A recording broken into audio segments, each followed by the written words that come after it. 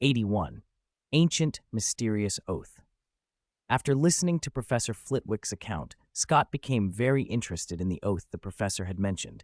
"Professor," he asked, "could you tell us more about that oath?" Flitwick shook his head. "I'm sorry, Scott," he said with a helpless smile. "That's all I know." Scott pressed on. "So the only thing you can be sure of is that the oath won't cause them irreversible harm?" Flitwick nodded. "Originally only Dumbledore and the four heads of house knew about this. The conditions were set under the authority of Hogwarts itself, and they're binding." He sighed. "But that only prevents irreversible damage. In reality, the students have already been harmed." "Yes, their drawn looks aren't just from tiredness," Scott said. Flitwick's worried expression deepened. "They've sacrificed some life force." "Madame Pomfrey can help them recover," Flitwick added. "But the harm has already been done." "Couldn't you forbid them from participating in the club activities?" Scott asked. Flitwick shook his head again. Scott understood. This, too, was a restriction imposed by the oath. "At first, none of us wanted to consent to activating it," Flitwick admitted, clenching his fist. "But it's a very ancient oath. It was signed long ago. Sooner or later, its terms were bound to take effect." "Do you know who the other party was?" Scott asked. Flitwick's face clouded. Under Scott and Eddie's curious looks, he finally answered, "The other party concealed their true name. The signature for Hogwarts, however, was Rowena Ravenclaw." Scott stared. "Ravenclaw?" Eddie couldn't help but exclaim. Flitwick nodded. Scott felt a sudden, dizzying realization. The world was far more complicated than the stories he had read. The original narrative focused on Harry Potter's perspective, the boy who lived and his adventures, but beyond Harry's view, countless other events had unfolded. Flitwick continued, "Because it was Rowena, one of the great founders, we've chosen to put our trust in her." Scott thought for a moment, piecing it together. "So Milton and the others are choosing between their own safety and their pursuit of music?" "That seems to be it," he added. "You've warned them, but since it won't cause irreversible harm, they feel they can go on." "What exactly is the oath for? Is it just taking some life force from the students?" Scott asked. He felt there had to be more to it. Flitwick only knew so much. He looked kindly at Scott and Eddie. "The oath prevents the professors from investigating the matter, but it doesn't stop the students. Ultimately, what you decide to do is up to you." That gave Scott something to weigh. After thanking Flitwick, he and Eddie left the professor's office. Scott fell into thought as they walked, slowing their pace. Even usually talkative Eddie was quiet. A cold gust from an open window snapped Scott back to the present. He tightened his cloak and turned to Eddie. "What do you think?" Eddie hesitated. "If Professor Flitwick says it won't cause irreversible harm, maybe we don't need to worry." "If it's really just like that," Scott began. Eddie laughed and mimicked him in a low, deliberate voice. "Since the danger isn't too high and it's Milton's own choice, we shouldn't interfere." Scott gave a forced smile. Another wind blew through the corridor. They both hunched down against the cold and hurried toward the warmth of the fireplaces in the common room. They hurried down from the castle's 8th floor to the 1st, then climbed Ravenclaw Tower back up to the 8th floor common room. By the time they reached the door, Eddie, out of breath from the rush, was panting. The bronze knocker posed a riddle as always. What breaks and then mends itself? "The surface of water," Eddie answered quickly. "Correct," the knocker said, and the door opened. The common room was lively. Many Ravenclaws were still buzzing about today's Quidditch match, gathered around team members and offering a storm of advice. Scott smiled at how fervent they were. Quidditch drew people out in unexpected ways. "Roger!" Scott called to a boy on a long sofa. "Oh, you're back!" Roger squeezed free of the crowd, still in his grubby team uniform and carrying his broom. "We did well today," he said cheerfully. "Bruce thinks Cho will improve. Don't be too hard on her. I agree." "Let's go up to the dormitory," Scott said. "We need to talk about the classical music club." Back in the dormitory, Roger changed while Eddie recounted what they'd heard from Flitwick. "I already asked Professor Flitwick about it," Roger said. "He told me not to worry too much." "But you didn't tell us," Eddie protested. "I was trying to persuade Milton from a good place," Roger shot back, "worrying they'd get hurt. You didn't help me." Eddie rolled his eyes. Scott sat on his bed and summed what they knew so far. Flitwick warned them, but it sounds like the music has some hold on them. Roger shrugged. If they won't give it up, they've probably decided to pay the price. Eddie grinned. Let them go wild. The worst is a week or two in the hospital wing. Scott couldn't shake the feeling that something else lay behind the oath. Who had signed with Rowena Ravenclaw? Why hide a name? Why construct an ancient oath that still had effects 1,000 years later? Was it really just to draw a little life force? The professors were being prevented from investigating. Could such a restriction even bind someone like Dumbledore? The questions multiplied. He realized Roger and Eddie had sensed danger too, but because the professors were involved, they'd chosen to ignore it. To be honest, if Milton weren't directly involved, Scott might never have looked into it. It all felt like a trap. After thinking it over, he made his decision. For now, to observe. 82. Rimbaud replies to Lockhart. That night, Scott waited until after curfew for Milton to return to the dorm before bringing the matter up again. But faced with the stubborn, British Lindayu, he couldn't talk him out of it. In the end, he could only warn Milton to look after his health and keep a few energy-restoring potions on hand. Milton accepted gratefully. Over the next few days, Milton kept slipping out early and coming back late. He was only seen for classes and sleep. Each time they met, Scott used his magic perception to check on him, trying to understand whatever oath had bound him so tightly.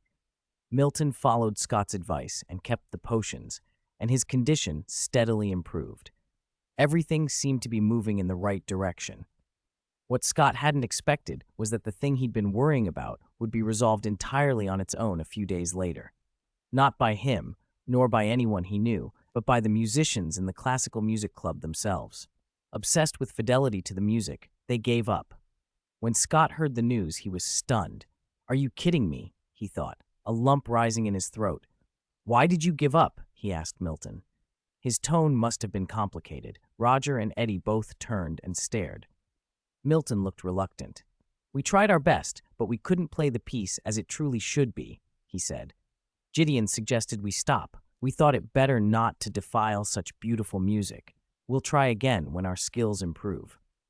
Because of that, Scott found himself oddly unsurprised. It was exactly the kind of decision that group of artists would make. He let out a long breath. "It's for the best," he said. "That piece was draining you. Pushing on would only make everyone worse." "Thank you, Scott. We thought the same," Milton said, smiling easily. He looked more relaxed than Scott had seen him in days. With that settled, things returned to normal. Scott set the matter aside and threw himself into the second Transfiguration task he'd set for Raven Lambeau.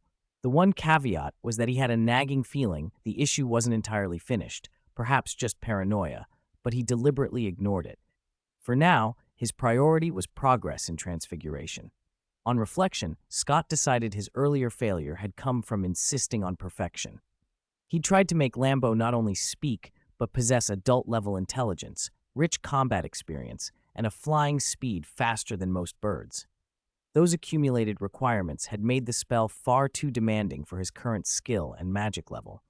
The result had been predictable. Lambeau had blinked into being for a moment, then vanished, and Scott had passed out from overload. This time he changed tack. He would let Lambeau evolve with his own growth. The initial version would be simple: a raven that could speak, with intelligence reduced to that of a common owl, and greatly simplified memories and experiences. After several days of tweaking, he succeeded. "Scott," the newly born Lambeau called, flew to his shoulder and nuzzled his cheek twice with its head. "Hello, Lambeau." Scott extended his hand and let the raven perch on his palm. "Hello, Scott." Lambeau flapped its wings, clearly pleased. Scott stroked the glossy black feathers, smiling faintly. This Lambeau looked almost like the real thing, but he knew it was essentially an ordinary intelligent construct, a long way from the living creature he'd originally dreamed of creating. He finally understood. Transfiguration was, after all, just transfiguration. He'd been trying to leap into the divine realm of the Creator as an apprentice wizard, arrogant and premature. Perhaps the raven that had briefly appeared before had never truly reached the full specifications he'd set. Still, Scott wasn't ready to give up. Wizards in history had produced extraordinary things. The infamous Herpo the Foul bred a basilisk, after all. Magic might have limits, but Scott believed they lay with the wizard, not the magic itself. Dumbledore's warning that magic exacts a price was apt. Scott simply wasn't ready to pay the cost yet. To settle Lambo, Scott transfigured a bonsai shaped like a withered branch and set it on the bookshelf by his bed. Lambo hopped onto the branch and settled. Then Scott unfolded a sheet of parchment and began composing a reply to Bill Weasley. He decided to conceal the details of his preliminary success combining transfiguration and ancient runes. Though clumsy and stepwise, the result was still significant, potentially revolutionary. He wanted to discuss it with Bill, who was in Egypt and had access to first-hand material in the pyramids, but he didn't know Bill well enough to risk exposing too much. So his letter would express gratitude and regret and pose some substantial transfiguration questions designed to pique Bill's interest and demonstrate his own competence. If Bill replied and they corresponded more, Scott could learn what sort of person Bill truly was. He folded the letter, slipped it into an envelope, and decided to go to the school owlery to send it. Just then, Eddie burst into the dorm, throwing the door open. "You won't believe this," he exclaimed. "Guess what I found out? It's shocking." Scott said nothing, regarding him with calm eyes. Eddie clapped his hands. "All right, I'll give you a hint." He leaned toward Scott's desk and lowered his voice conspiratorially. "Remember, it's about Lockhart. You'd never guess what he wants to do." "Not interested in anything about that idiot," Scott said, turning his head. He'd had enough of Lockhart's theatrical lessons and the ridiculous homework assignments. Eddie went on anyway. "Lockhart ran into Dumbledore while he was out walking and asked him to host a dueling club." Scott raised an eyebrow. "Another one of those original work events unfolding?" Eddie's eyes grew wider. "Dumbledore refused him." "That's surprising," Scott murmured. "Lockhart wouldn't let it go," Eddie continued. "He kept pestering him, boasting about being an honorary member of the Anti-Dark Arts League." And then, Eddie's voice dropped for effect. The most shocking thing. Snape showed up and actually spoke up for Lockhart. Scott already had an explanation spinning in his head. Snape wanted to take the chance to punish Lockhart for grabbing the position he'd coveted, and maybe to make other students, especially the famous Potter, look foolish. It was an opportunity for Snape to gain his own advantage while publicly humiliating someone else. 83. Let's begin. Dueling Club. That evening, before dinner, Scott and his roommates noticed a new parchment pinned to the bulletin board outside the Great Hall. Dueling Club? Eddie read it for a few moments, then burst into gleeful laughter. "What now? Lockhart must be regretting it." Roger laughed too. "Oh, I really want to see Professor Lockhart's face." Contrary to Lockhart's expectations, the notice named Snape as the organizer of the dueling club. Lockhart, supposedly the one who had proposed it, had been relegated to assistant. Even though Lockhart's signature sprawled across the parchment, many times larger than Snape's, that didn't change the fact. "I'm actually looking forward to the two professors giving a demonstration," Scott said. Everyone erupted into laughter. After being at Hogwarts as long as they had, the students had already decided Lockhart was all show and no substance. He certainly wouldn't be Snape's equal in a duel. Even Lambo, perched on Scott's shoulder, let out a little cackle. More and more students gathered around, clearly intrigued by the announcement. If only Snape weren't the organizer, Scott heard more than one voice complain. Snape's usual manner made him unpopular across the other three houses. Even some Ravenclaws thought Flitwick, a former dueling champion, would have been a better choice. The Slytherins nearby, of course, supported their head and glared proudly at anyone who doubted him. "Oh no!" Ron Weasley's voice carried over.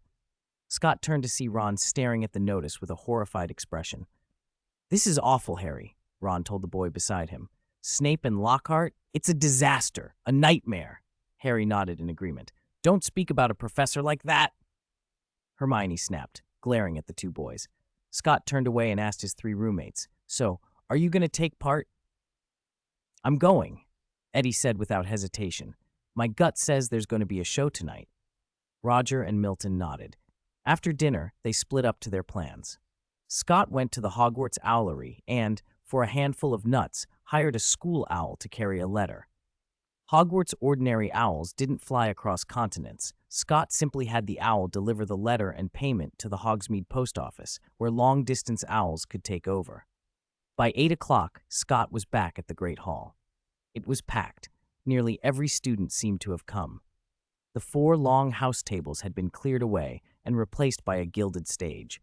The floating candles still burned, but the enchanted ceiling that normally showed the sky had been turned black. "Scott, over here!" Roger waved from the crowd. Scott pressed through until he reached his friends, and only then realized Roger was standing beside his girlfriend. "Hello, Scott," the girl said. "I'm Caccini Strozzi. Call me Caccini." Her long black hair and composed manner gave her an intellectual, graceful air. Scott smiled and nodded.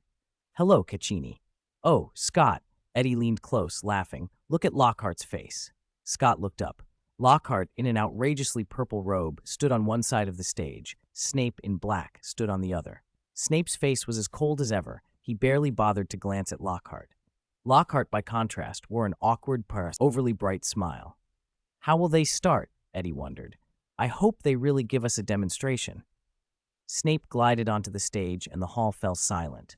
His dark, expressionless eyes swept the students before he spoke in his usual silky voice. "The reason for a dueling club is simple. Too many students at Hogwarts are like trolls, unable to even wave a wand properly."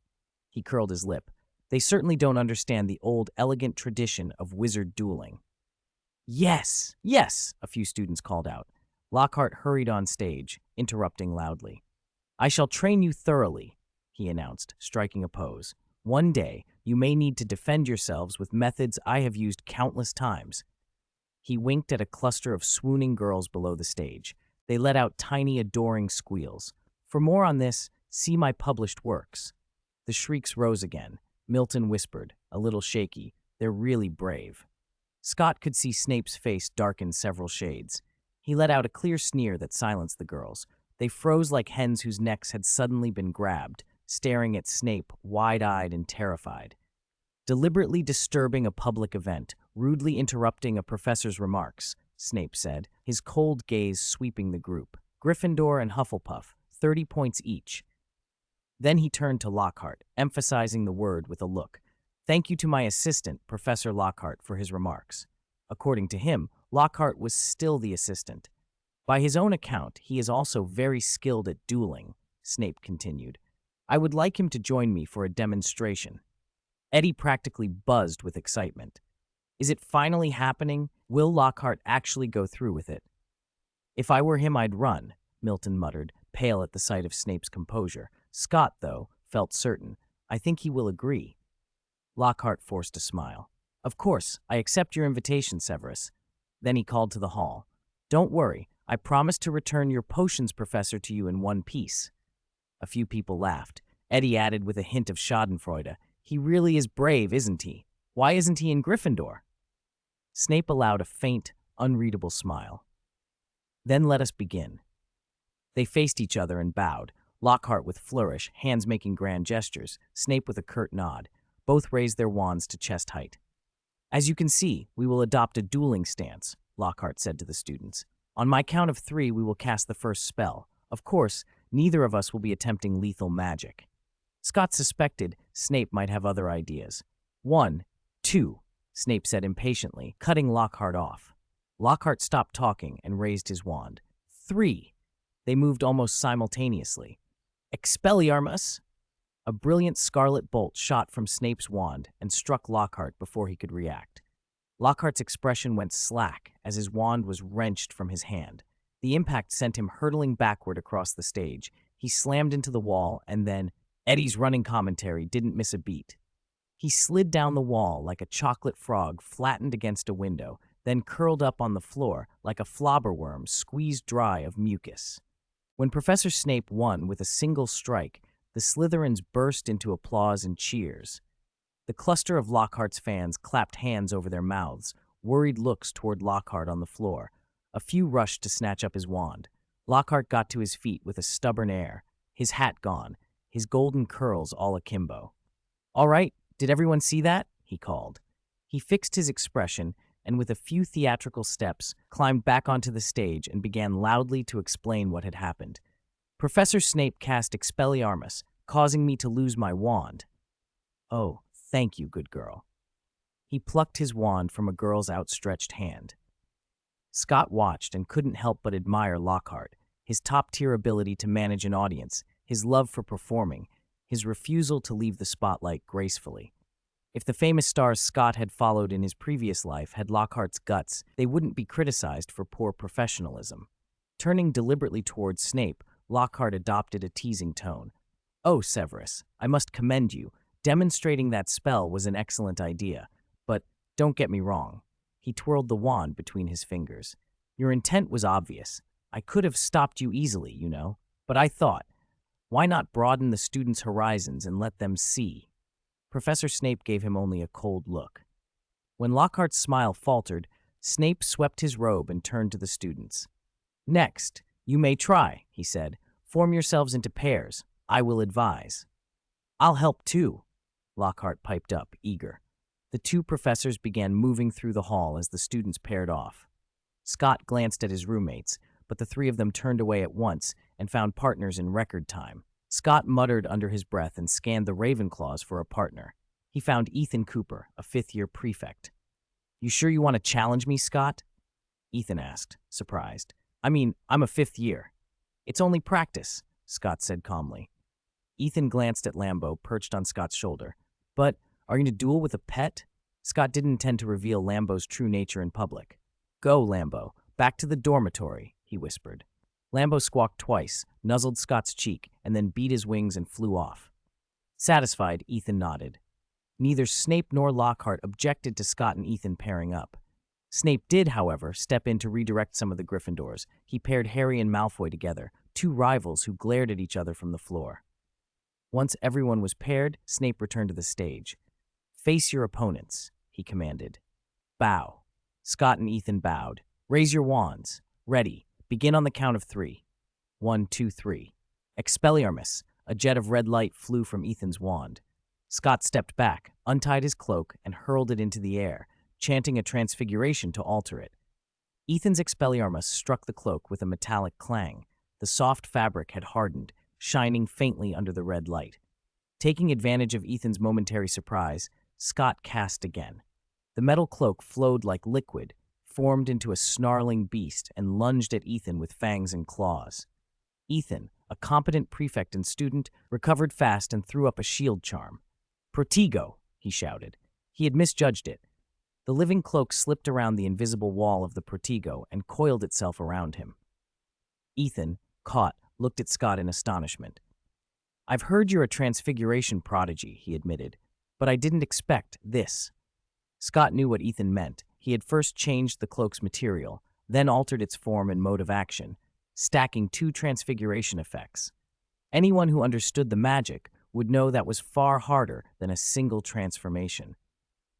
"You were careless," Scott said with a small smile, and flicked his wand. The cloaked creature uncoiled, flowed like a black ribbon through the air back to Scott, and reformed into a cloak across his shoulders. He fastened the buckle. Around him, the other Ravenclaws had stopped dueling and were watching in surprise. Scott bowed, then straightened and took in the Great Hall. Chaos had erupted in many corners, especially where Gryffindors and Slytherins were paired. A number of them had thrown aside their wands and were scrapping like schoolboys. "Merlin, stop it!" Lockhart flailed through the crowd. "Stand up! Watch out! Oh, press the wound! Someone, stop the bleeding!" Nobody listened. "Stop!" It was Professor Snape's voice that finally cut through. The students broke apart, many gasping on the floor. "This is unacceptable," Lockhart said, breathless, as he ran back up to the stage. "Severus, we must control this. Call a few students up to demonstrate properly." Snape tugged indifferently at his robe. "Potter and Malfoy?" Lockhart suggested. "They'd be good for a demonstration." "Not suitable, Professor Lockhart." Snape looked down at Harry and Malfoy, who lay glaring at each other, both bruised. "They are only second years. They'll merely trade curses. Not appropriate for a demonstration." His gaze swept the hall and then settled on Scott. "Mr. Trollope," he said. Scott felt that familiar pang. Snape's tone made his stomach tighten. "The Ravenclaw Transfiguration genius?" Snape's smile was bitter. "Come up. Let everyone see if the name is deserved." Scott felt the malice in Snape's voice. He knew he couldn't have left that previous incident unremembered. Snape knew at least some of the truth about the Chamber of Secrets, and the anonymous message Scott had posted on the wall, aimed at Lord Voldemort, also made the Slytherins uncomfortable. The head of their house would naturally resent him. "Come up," Snape urged. "Or are we to assume that our so-called genius is only a name?"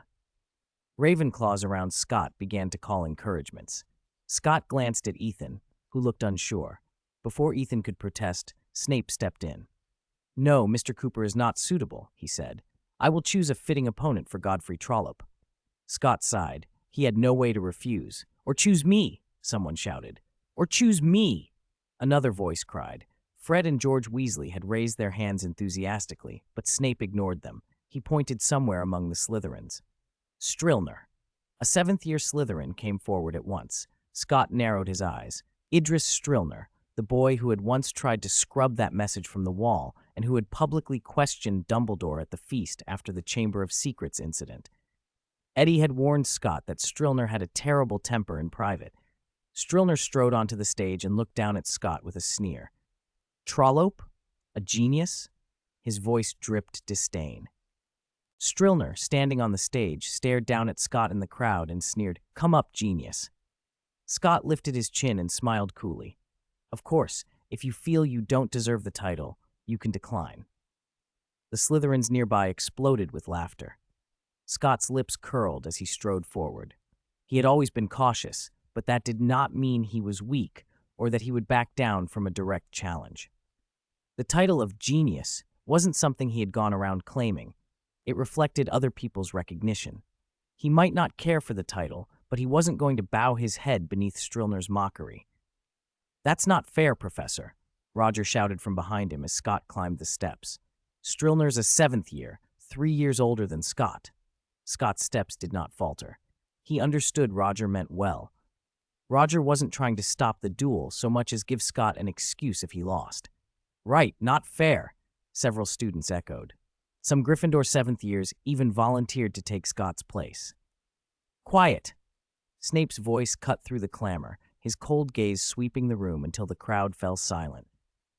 Lockhart chimed in. "They're right. We could match 2 wizards of the same age for this duel. Don't worry, Professor Lockhart.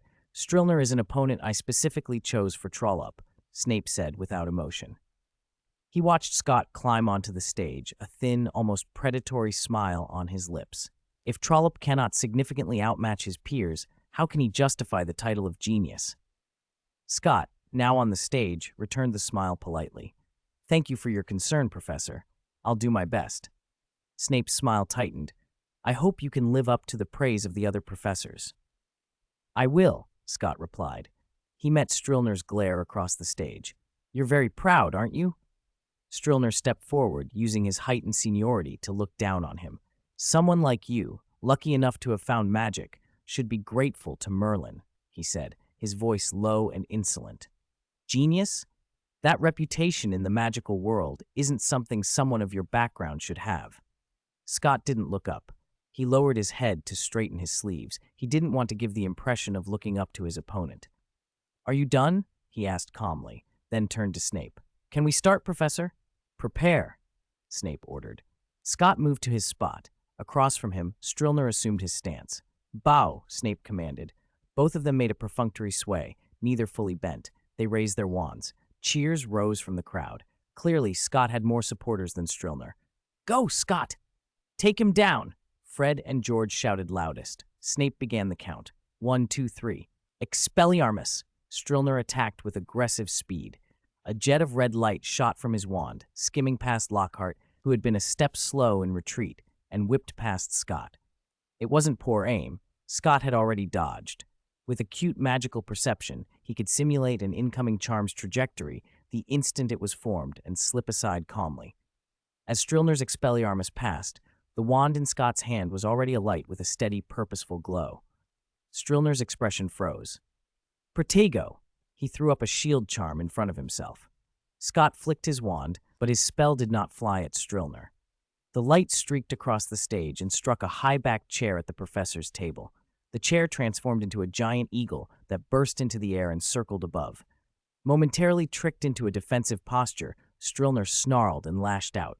Defindo! Scott shifted his feet. The cutting charm grazed past him. Above, the eagle swooped, talons aimed at Strillner's head. Unfazed, Strillner pointed upward. Reducto! The diving eagle shattered beneath the reducto into a flurry of sawdust which rained onto Strillner. He smiled triumphantly through the dust. Scott smiled too. As Strillner celebrated, Scott cast 2 transfiguration charms in quick succession. 2 gray wolves leapt from the professor's table, landing on the stage between the duelists. They crouched, eyes fixed on Strillner, fangs bared. Strillner sneered. Is that all this so-called genius can do? Useless tricks. Watch me, he added, raising his wand. I'll smash your toys and your precious title of genius. If you can, Scott said mildly. Reducto, Strillner roared. This time the wolves were ready. One wolf evaded Strillner's reducto with agile movement, splitting off to rush him from the left. The other ducked and darted around to the right. Strillner's face tightened. He swung his wand again. Reducto! He aimed desperately, and this time aimed at Scott. A running wolf leaped and intercepted the reducto, sacrificing itself in an explosion of sawdust. The other wolf slipped past Strillner's shield and leapt to bite his leg. Scott raised his wand. Defindo! The cutting charm struck at the magical barrier Strillner had held, cracking it apart. Damn it! Strillner yelped and twisted to avoid the wolf's jaws. He managed to cast another reducto. The second wolf disintegrated. For a heartbeat, Strillner thought he'd recovered. Then a streak of red struck him. His body went rigid. His wand flew from his hand and arced high into the air. Cheers and applause erupted from the stands. You were careless, Mr. Strillner. Scott stepped forward and caught the wand as it fell. He smiled at Strillner. Perhaps you thought I only knew Transfiguration. He ignored Strillner's stunned glare and looked at Snape. This duel is over, Professor. He turned the wand over in his hand and continued, smiling. I don't know if I can be called a genius, but I can say for certain that Mr. Strillner isn't. 86. 086. Fight again, Duel Club. As Scott finished speaking, thunderous applause erupted through the great hall. The Ravenclaws and Hufflepuffs clapped politely, the Gryffindors whooped, and the Slytherins watched him with hostile, ashen faces. Give it to me, Strillner suddenly snarled, lunging forward and snatching Scott's wand between them. Scott saw the move, but only frowned and let him take it. The duel was over. He would be a gracious victor. Enjoy your victory, he said coolly. You won once with your little tricks. Strillner leaned in and spat, eyes blazing. This is the highlight of your pathetic life, Mudblood. The last word exploded through the hall. There was a stunned silence. Scott narrowed his eyes and his cloak billowed as if in a strong wind. Before Strillner could react, the cloak hardened into a swirling mass of black and darted out, binding him. Strillner muffled, struggling. He lost his footing and fell. Only his nose and eyes were visible as the cloak wrapped his mouth shut. Scott flicked his wand, and the bindings clinked, transforming into metal chains. Strillner could only groan. Slytherin faces went pale, and several students looked ready to leap forward. But the other 3 houses moved as one, blocking their path. Scott glanced at Professor Snape. Did you hear that, Professor? He asked. Strillner said some rather extraordinary things. Snape's expression turned icy, his hollow eyes almost frozen. I heard him, he said flatly. How do you think it should be handled? Scott looked down at Strillner, disinterested. I think I know better than you how to handle student matters. Snape stepped up on the stage, flicked his wand, and unmade the metal. The binding cloak returned to ordinary fabric. Strillner thrust himself upright, angrily flinging Scott's cloak to the floor, and tried to rush Scott, but Snape grabbed him. Professor, Strillner began, eyes bloodshot. Shut up, Strillner, Snape cut him off coldly. Strillner, furious, ground out through clenched teeth. I want to fight him again. I was careless just now. A chorus of boos filled the hall. Snape turned to Scott. What do you think, Mr. Trollope? He asked. Scott let his cloak snap back over his shoulders and met Snape's gaze. He understood the maneuver. Snape had sensed Scott's advantage over a 7th year and preferred Scott to deliver the punishment rather than cost Slytherin house points. Better to have Strillner humiliated on the dueling platform than to see the Slytherins lose points. Scott recognized the man's stubborn pride in his house. He met Snape's stare without flinching. Since Mr. Strillner isn't satisfied, Scott said, I'm willing to accept his challenge. You're very confident, Snape said after a pause. I just want everyone to remember not to use that word, Scott replied. This is a school, Mr. Trollope, Snape reminded him. I know, Professor, Scott said with a small smile. I won't do anything out of line. He looked at Strilner again. Some people should know they have no right to insult others. Very well, then, Snape said. Strilner's hand trembled on his wand. Hope you can still smile later, he hissed, then stalked to the other side of the platform. Scott bowed to the cheering crowd before taking his place. He could tell Strilner would throw everything he had. He would have to be serious. Snape didn't make them bow to each other this time. He simply began the count. 1, 2, 3. Protego, both boys shouted, shields blossoming at once. Scott raised his hand and fired a spell. Confringo, Strilner replied with a blasting curse. The explosion tore through Scott's shield. Dangerous. Such spells should not. Lockhart shrieked in the background. Petrificus Talus, Strilner cried through the smoke, but Scott stepped aside, letting the spell graze him. A red light flashed from the side. An Expelliarmus, cast silently. The red jet struck, but Scott's cloak moved. It wrapped around him, then reformed into something alive, a great bird coiling out of fabric. With a cry like a hawk's, a giant eagle burst into being and lifted Scott to its back. He looked back and silently thanked his roommates, who had propped a long bench to give him a shape around which to transfigure the creature. The students below the stage gasped as Strilner, taking advantage of Scott's head turned, hurled a blasting curse at the eagle. The bird slid through the air, impossibly quick, and the curse streaked past. It would have struck the ceiling if Snape hadn't intervened and neutralized it. Scott smiled down at Strilner. His transfiguration had reached a new level. His attempt to make a fully autonomous puppet had failed, but combined with his perceptive abilities, he could produce transfigured constructs that reacted semi-autonomously. Dodging spells from an opponent like Strilner was no longer difficult. He was in a commanding position, practically invincible. Now it was time to punish the boy who had dared to call him a mudblood in public, and to set an example. Professor Snape had, for the moment, allowed it. Strilner looked up at Scott in midair, his face twisting ugly with fury. He didn't give up. Instead, he began to stalk around the stage, wand flashing. Reducto, Defindo, Stupefy, Confringo. At last, he showed the caliber expected of a seventh-year prefect. Spells of many colors streamed from his wand, beams weaving and crackling across the air. The giant eagle, awkwardly large but surprisingly nimble, threaded through the onslaught, making Scott feel as if he were playing a bullet hell game. But Scott's counterattack was about to begin. He didn't plan to use ordinary charms. Mocked by his opponent, and by Snape for being called a transfiguration genius, he was determined to prove himself in that very skill, and to show that Professor McGonagall's praise had not been misplaced. He sat astride the giant eagle and waved his wand toward the teacher's table on the far side of the stage. The dark carpet rolled up like a living thing and transformed into a giant python that lunged, mouth wide, for Strilner. Scott curled his lip. There was something delicious about using a snake against a Slytherin. Strilner's wand jabbed toward the python. While he fired a reducto at it, Scott transformed a high-backed chair into a badger and a table into a lion. The badger and the lion leapt onto the stage. The python was torn to pieces by Strilner's charm, and for a moment the stage presented an odd tableau. An eagle, a badger, and a lion. 3 animals converging on Strilner from above and below. The crowd erupted with cheers from the 3 houses. Scott sheathed his wand and concentrated his magic on controlling the 3 beasts. The lion and badger advanced on the ground, while the eagle prepared a strike from the air. Strilner now had 3 targets and began to look overwhelmed. Guided by Scott's keen magical sense, the 3 symbolic animals dodged Strilner's spells with increasing ease, closing in relentlessly. Scott could tell Strilner was flustered. Having cast so many spells so quickly, his stamina was low, and a loss seemed inevitable. Yet Strilner didn't give in.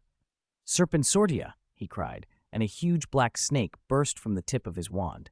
Baring his teeth, Strilner ignored the badger and lion and concentrated all his power on the eagle carrying Scott. Spell beams once again crisscrossed the air. Suddenly, all 4 House representative animals were on stage at once. Hearing cameras clicking below, Scott felt the weight of every gaze on him. He ordered the eagle to climb again to evade the spells, sent the badger to tackle the black snake, and had the lion rush past the snake towards Strilner. "Bite him!" The Gryffindors roared for the lion, and even the Hufflepuffs couldn't help chanting for their house's beast. "Kill that snake!" someone yelled. Facing the lion's yawning maw and massive paws, Strilner finally shifted the direction of his wand. Protego! He threw up a shield charm and held the lion at bay, but the lion nimbly sidestepped the barrier and struck again. Strilner could only repel it with another charm. "You arrogant Mr. Strilner," Scott taunted. "This duel doesn't seem to be changing, does it? Running out of stamina? I wonder if you can still shatter my creations like you did before." The giant eagle streaked over Strilner's head like a gust of wind, its sharp talons raking his shoulders. Strilner didn't dodge. He looked up with a cruel smile as the eagle's talons sank into his flesh and blood spurted. "I told you," he hissed through clenched teeth, then raised his wand despite the pain. "Confringo!" He was reckless enough to do it. An explosion rocked the stage. Scott leapt from the eagle's back, cloak whipping as he tumbled away from the blast and landed on the far side. As expected, the eagle disintegrated into splinters in the blast, and Strilner collapsed, scorched and badly burned. Scott adopted an innocent, wide-eyed look and spread his hands toward Snape in the audience. Meanwhile, the lion and the badger, having slain the black snake, turned back into a table and a chair. "Idric!" someone shouted from the Slytherin side. A group of seventh-year Slytherins forced their way through the crowd and surged up onto the stage. Snape's voice cut through them, cold and controlled. "Take Strilner to the hospital wing." "Professor?" the seventh-years cried, shocked. "That lad seriously injured Idric in the duel," one of them hissed angrily. But Snape repeated, expressionless, "Take Strilner to the hospital wing." Reluctantly, they obeyed. They levitated Strilner and carried him off.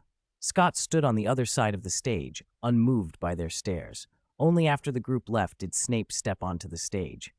"You won, Trollope," he said flatly. "You may go." "I understand, Professor." Scott bowed politely and walked off the stage. Snape said nothing about Strilner's insults, nor did he comment on Strilner's injuries. Scott didn't bring them up either. An unspoken understanding had been reached. Snape wouldn't dock points from Slytherin just because Strilner had called someone a slug slur. Scott wouldn't be penalized because Strilner had been hurt by his own confringo. It was a kind of tacit bargain. Snape, with all his power, had seen Scott's goading of Strilner and could have stopped the explosion if he'd chosen. Instead, he let Scott teach Strilner a lesson and didn't press the matter further. Scott could have tried harder to get Slytherin punished, but it would have been difficult.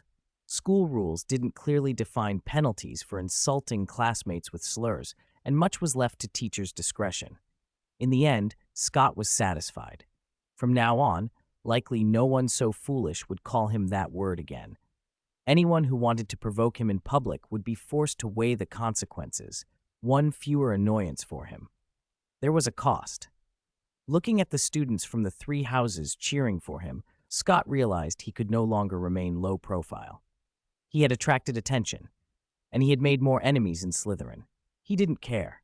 As a Muggle-born wizard, if he wanted to live well, or to achieve anything, he would have to confront the hardline, pure-blood supremacists sooner or later. Coexistence with those extremists was impossible. They wouldn't tolerate the rise of Muggle-borns. The history of Nobby Leach proved how deep the resistance ran. Leach had been the only Muggle-born minister for magic in Britain, and when he took office, several extremist pure-blood members of the Wisengamot resigned in protest. He was forced from office by a mysterious illness that many suspected was a dark conspiracy. Some even implicated Abraxas Malfoy, Draco Malfoy's grandfather. Scott had no desire to be Minister for Magic or to wade into politics, but he understood that those who currently dominated Britain's magical hierarchy would likely use every means to block Muggle-borns from success. So there it was. They were enemies. Hatred or not, conflict was inevitable. Please vote and recommend. Everyone's been complaining about cliffhangers, I'm scared, so I'm releasing this chapter early. The next chapter starts a new plot. See you at 12 noon. The dueling club had left a noticeable mark on Hogwarts. The most obvious effect was a surge of interest in Transfiguration. Because Transfiguration is more complex than many other subjects, most students had previously been content with scraping by. Scott's demonstration in the dueling club, however, made the subject look exciting. Fighting with Transfiguration is really cool, more than one student told him, and suddenly a lot of pupils wanted to try. Imitating what Scott had done proved harder than it looked. As more students sought his help, he discovered how superficial most of their understanding was. They could cast the spells, but applying Transfiguration flexibly in combat was a very different matter. Simply transforming inanimate objects into living things stopped many younger students cold. Even upper years who could animate objects struggled. Their transfigured creatures were generally stiff and unresponsive. Controlling several transfigured creations at once was exponentially more difficult. Scott remembered the limits he'd had. The most he could previously handle was 3 transfigured animals for straightforward tasks. On the night he'd been searching for the Slytherin heir, he'd sent 3 giant eagles to carry him and the Weasley twins. Making those creatures cooperate dynamically in a fight, though, that had been impossible. Now, however, his transfiguration felt as if it had entered a new stage. What he created wasn't fully automatic, but it was semi-automatic. He still guided them with his magical perception in combat, but they required far less constant attention. He could manage 3 or 4 on the field with real responsiveness. Scott knew the initial enthusiasm among the students would fade once they realized how demanding Transfiguration truly was. He also discovered that he preferred not to hand out direct answers. Instead of teaching classmates everything, he gave them lists of reference books to study on their own. Ravenclaws were the most receptive. Many Gryffindors and Hufflepuffs, apart from diligent students like Hermione Granger and Cedric, were quickly discouraged. That strategy bought him peace and quiet. Popularity was one problem. Open hostility was another. After the duel, several pureblood Slytherins made no effort to hide their animosity towards Scott. Strilner and his cronies were the most vocal. Strilner's wounds healed quickly enough, but his pride had been injured, and Snape punished him with an extended detention. Snape's excuse was that Strilner's poor performance was a disgrace to Slytherin, and that losing to a 4th year tarnished the house's honor. The punishment sank Strilner's reputation among his housemates. Some younger Slytherins no longer respected him. Eddie brought Scott the news, and Scott could tell Strilner was furious, hateful even, but he remained cautious. He felt no fear, only the need to stay alert. The dueling club's second major effect was the deepening but subtle rift between Slytherin and the other houses. It wasn't an open war, no one sought out a brawl, but the atmosphere in the castle had shifted. Tension bubbled under the surface, especially between extreme pure-blood students and Muggle-borns. The professors acted. Dumbledore addressed the school one morning, urging unity. Love conquers all. Hogwarts is one. But words alone did little. Fortunately, the administration combined rhetoric with tighter supervision. The 4 house deans showed up more often in student areas after hours. Prefects and house presidents were instructed to intervene at the first sign of trouble. Under that close monitoring, most would-be incidents were snuffed out before they could flare. Gradually, the hot, explosive atmosphere cooled. By the second week of December, Professor Flitwick was compiling the list of students staying over the Christmas holiday, and Scott and his roommates all planned to go home. The castle had begun to dress for the season. Flitwick had strung colored lights along the charm's classroom walls and had already started designing the Great Hall decorations. The end of term felt near, and students grew restless in that familiar, anticipatory way. On the last weekend before the holidays, Scott, Milton, Eddie, and the others went into Hogsmeade to buy Christmas presents. It was a heavy, crystalline snow that morning. They left the castle and arrived at the gate to Hogsmeade, where a scattering of students had gathered. Roger's girlfriend, Caccini, stood waiting for him. Filch, who usually guarded the gate, hadn't yet shown up. Scott, Milton, and Eddie lingered a little apart from the couple.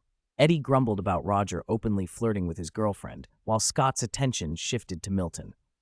Milton glanced up at him. "What's up?" he asked. Scott hesitated, then said, "Have you changed? You're magic." It's been growing really fast lately. Milton's expression flickered between pride and embarrassment.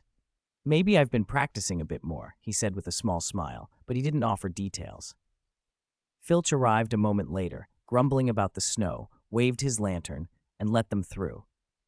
The four of them moved down the high street into the village, shops already crowded with students, ready to hunt for gifts in the bright, wintry bustle.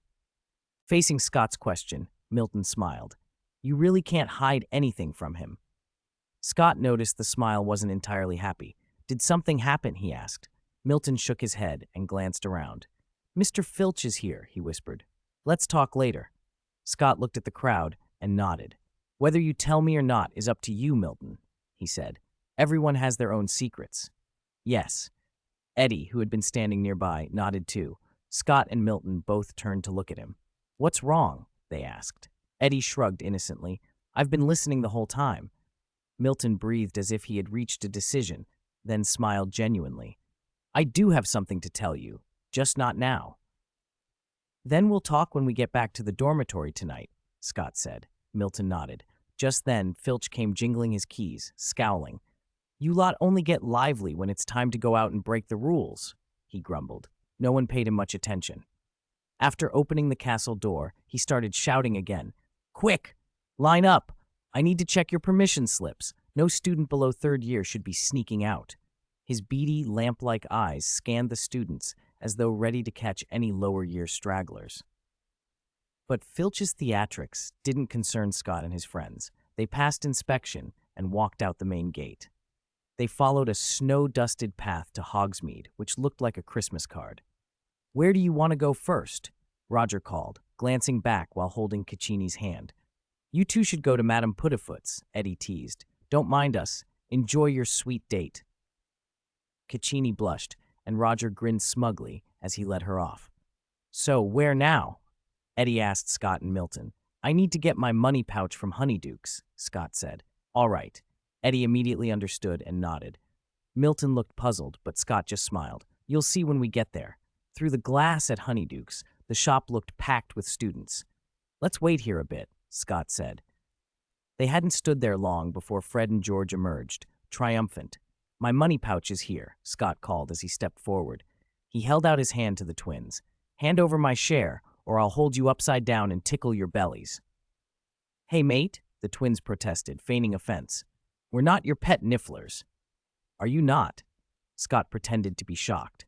If not, why did you come through the secret passage? You wouldn't understand, Fred said, producing a money pouch, shaking it, and dropping it into Scott's hand. It's a sense of ritual, George added. Scott opened the pouch and smiled. Looks like business has been good. Of course, Fred said. Ever since the dueling club, everyone's been interested in your Transfiguration notes. Sales are steady, George said, ruefully. Shame you gave the Ravenclaw and Slytherin distribution to this kid Eddie. We'd have made more otherwise. Hey, I'm right here, Eddie protested. Ravenclaw is my territory. Besides, I have more connections in Slytherin than you two. That was before, Fred shot back. Now Scott isn't exactly popular in Slytherin, and you're his roommate. That's because you don't know me well enough, Eddie said, lifting his chin. Fred looped an arm around Eddie's shoulders. Seriously, how's business on your end? So-so, Eddie grinned, though his expression suggested otherwise. The twins drew him aside to huddle and talk shop, while Scott weighed the pouch and then strode into the shop with Milton. The crowd didn't interest Scott. He went straight to the counter and placed several orders. For a few extra sickles, Honeydukes would wrap the candies as gifts in Scott's name and mail them according to the lists he provided, handy for the casual acquaintances on his list. With that sorted, he slipped out feeling relieved. By then, Eddie and the Weasleys had drifted off. Milton and Scott moved on to Dervish and Bang's and Scrivenshaft's quill shop, where Scott signed more orders. That should take care of most of my Christmas presents, he told Milton. You should let me teach you a thing or two. Milton, however, was lugging several bags and shook his head. I think hand-delivered gifts are more meaningful. Of course, Scott said. I'll deliver yours myself. I'm looking forward to it, Milton said with a smile. Let's warm up with a butterbeer at the Three Broomsticks. Eddie should be there, Scott suggested. He helped Milton consolidate his purchases. With a quick, shrinking charm, they fit many bags into one. Then they headed toward the pub. As they passed Madame Putafoot's tea shop on the corner, Scott stopped and nodded toward a girl standing outside the window. "Isn't that Roger's ex?" Milton peered. "Miss Mill from Hufflepuff," he said. She was standing motionless, staring through the glass. Scott and Milton eased closer. Inside, couples cozied up at small tables, one of them Roger and Caccini. They were holding hands, laughing. Roger was clearly telling some amusing story, and Caccini was giggling at everything he said. Either the angle or their absorption in each other meant they didn't notice Miss Mill watching them.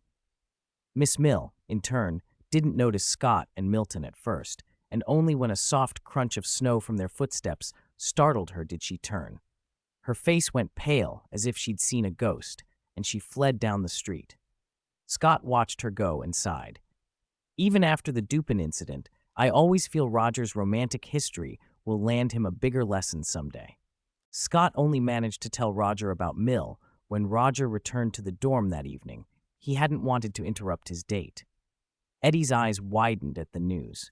"I thought her staring at you in class and at meals was bad enough," he exclaimed. "Didn't you clearly break up with her?" Scott found the whole thing odd. Roger had always handled relationships without drama. He rarely caused a scene, even when they ended. He couldn't understand why things had started to go wrong this term. Roger looked just as puzzled. He hesitated, then said, "Maybe I should talk to her properly, maybe?" Scott echoed, unable to offer any real advice. The subject dropped, but then Milton stepped forward, wanting to say something. He spoke quietly. "Scott has already noticed my change, right?" Scott, propped against his headboard, nodded. "If you put it that way, yes." Roger and Eddie turned to him, curious. Scott lowered his voice. "How long has it been since you wrote anything? Since you played the cello, Milton?" Milton's eyelids sank. "I haven't composed in almost 2 months," he said, "and I haven't touched my cello in 2 weeks." Roger and Eddie stared. "What?" they said together. "I thought you were just out of ideas or tired," Scott said. "Sometimes I don't want to pick up a paintbrush for ages." Milton gave that complicated, tired smile again. "No," he said, "I lost her." "Lost?" Scott shot up from the bed. "What do you mean?" Milton's smile stayed, but it was strange and calm. "Literally," he said. "I lost my musical inspiration, my talent for music." "How could that happen?" Scott asked, incredulous. "It's connected to that piece of music," Milton said, turning to the window to watch the heavy snow fall. "Didn't that matter already end?" Eddie asked. "For most people, yes," Milton replied, looking back. "Afterward, only I could still hear that piece." "But Professor Flitwick said," Roger began. "I wasn't harmed," Milton confirmed. "As Professor said, it was a trade-off, a choice." "A trade-off? A choice? You gave up music?" Scott's disbelief was obvious. Milton nodded. "I exchanged her for magic." They all stared. Eddie looked at Milton as if he were a stranger. Scott and Roger were equally stunned. They all knew how much Milton loved music, arguably more than anything else. The idea that he would trade that for more magical ability was impossible to square with what they knew of him. "I don't know how it happened either," Milton said. "It just did." "You've noticed it, Scott, haven't you? My magic has shot up since then." "I thought it was just a growth spurt," Scott admitted, concern in his voice. "What made you decide to do it, Milton?" Milton's face was pale, but his eyes were steady. "I couldn't keep going the way I was. If my magic is stronger, more people will be helped." Scott opened his mouth, then closed it. He wanted to tell Milton that he would be losing something precious, that his own happiness mattered too, but he wasn't Milton.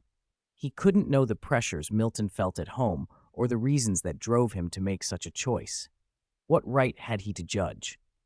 Roger and Eddie felt conflicted as well, and in the end, none of them pressed him further.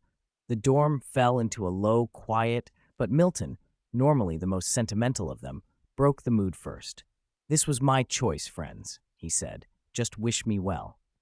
Over the following days, Scott noticed Milton's magic more clearly. It was startling, like a surge, something most wizards did not experience even after entering Hogwarts. The idea of a vow as a transaction intrigued Scott. Talent and inspiration, those ephemeral, almost metaphysical things, could be bartered? Milton was careful not to explain the specifics of the exchange. He seemed bound by a vow from speaking of it. The whole thing gave Scott a new understanding of magic, but he didn't have time to pursue the matter further.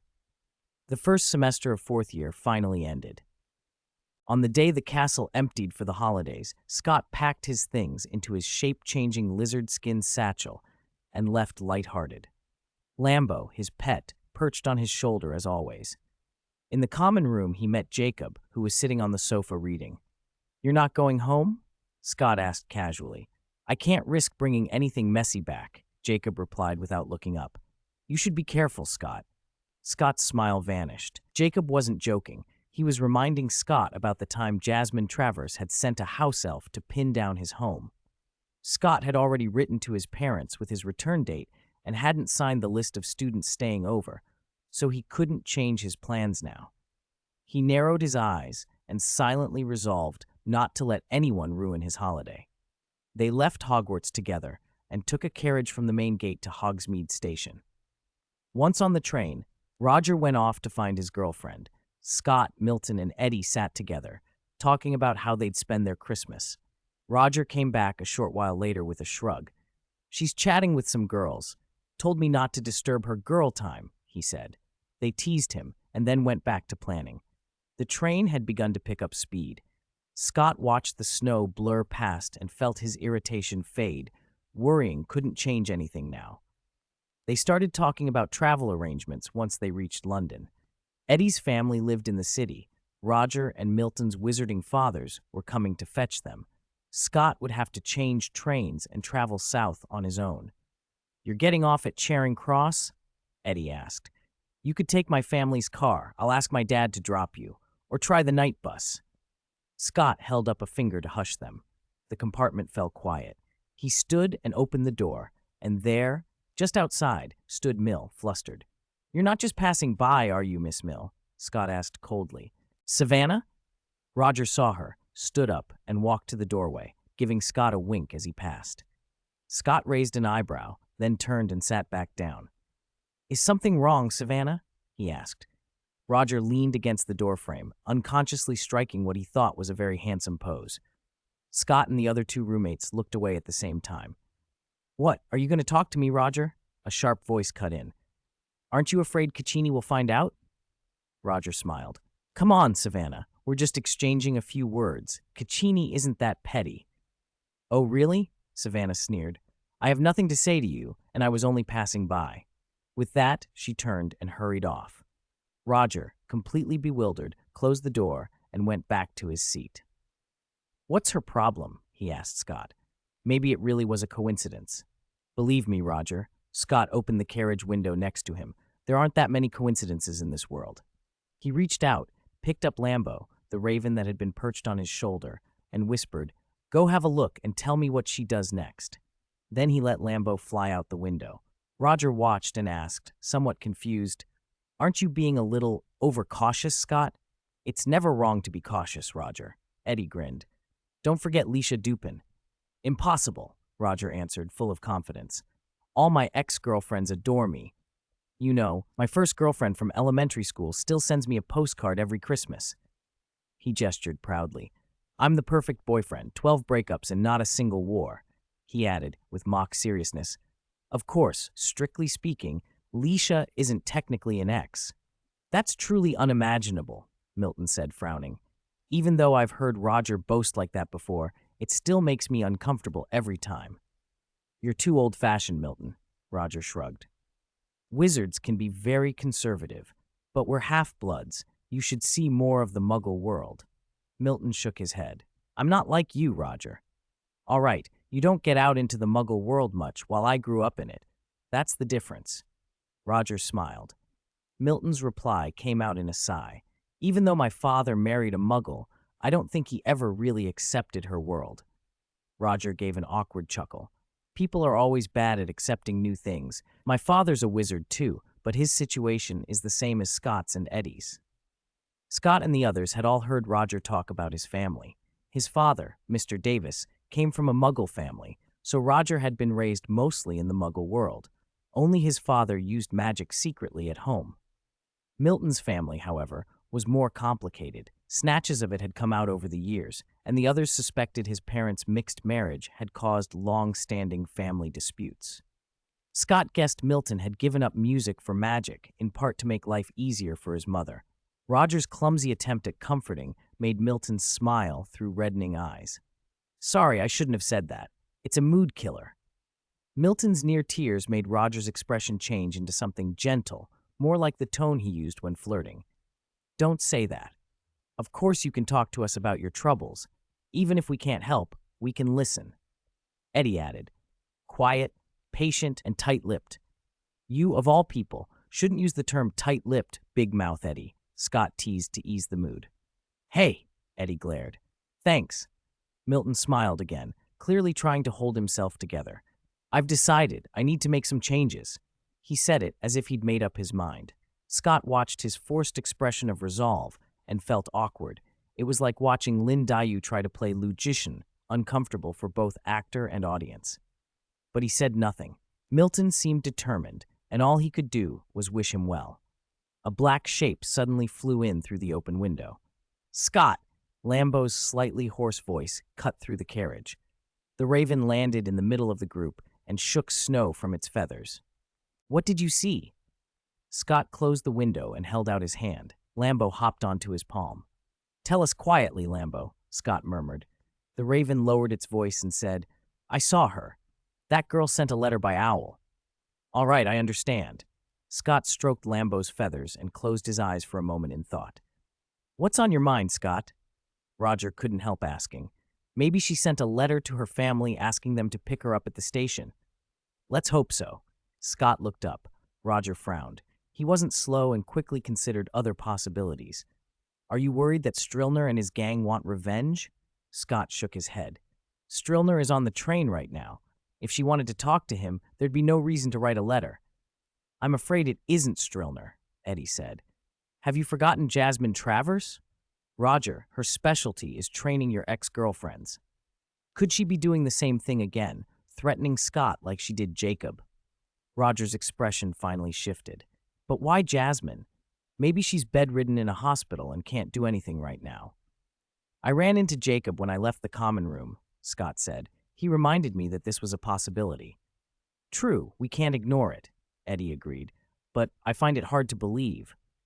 "Why would she go to such lengths over a look?" Roger protested. "If it was that, I was there that day too." Scott spread his hands. "Don't worry, it's only a possibility. I'm just saying be careful." "I think you're being too cautious," Roger laughed. "My father will pick me up at the station. He can escort you home too." "No need, Roger," Scott refused. "That's only if things go wrong. I'm just used to being cautious." Though he said it lightly, Scott's vigilance was at a high pitch already. At noon, the Hogwarts Express pulled into Platform 9 3/4 at King's Cross. Scott and the others took off their robes, changed into Muggle clothes, and climbed down the steps together. "Milton," a low voice called. They turned and saw a wizard in a dark robe striding toward them with a grim expression. "Oh, it's my father," Milton murmured. Mr. Greaves came up to them, glanced at Scott and the others with a cold look, and spoke to Milton in a flat voice. "Let's go." His tone made Scott and the others awkward. They hesitated, about to be polite, but Mr. Greaves had already turned away. "Sorry," Milton said apologetically. "My father. Hurry up and follow." Mr. Greaves urged him without looking back. "See you after the holidays." Scott waved. "Goodbye." Milton forced a smile and fell in behind his father. The two of them quickly disappeared into the crowd. "Is that Mr. Greaves?" Eddie whispered, incredulous. "What happened? He wasn't like that over the summer." Scott and Roger shared a look. Neither of them knew. "He was really friendly before," Eddie went on. "He even thanked us for being Milton's friends.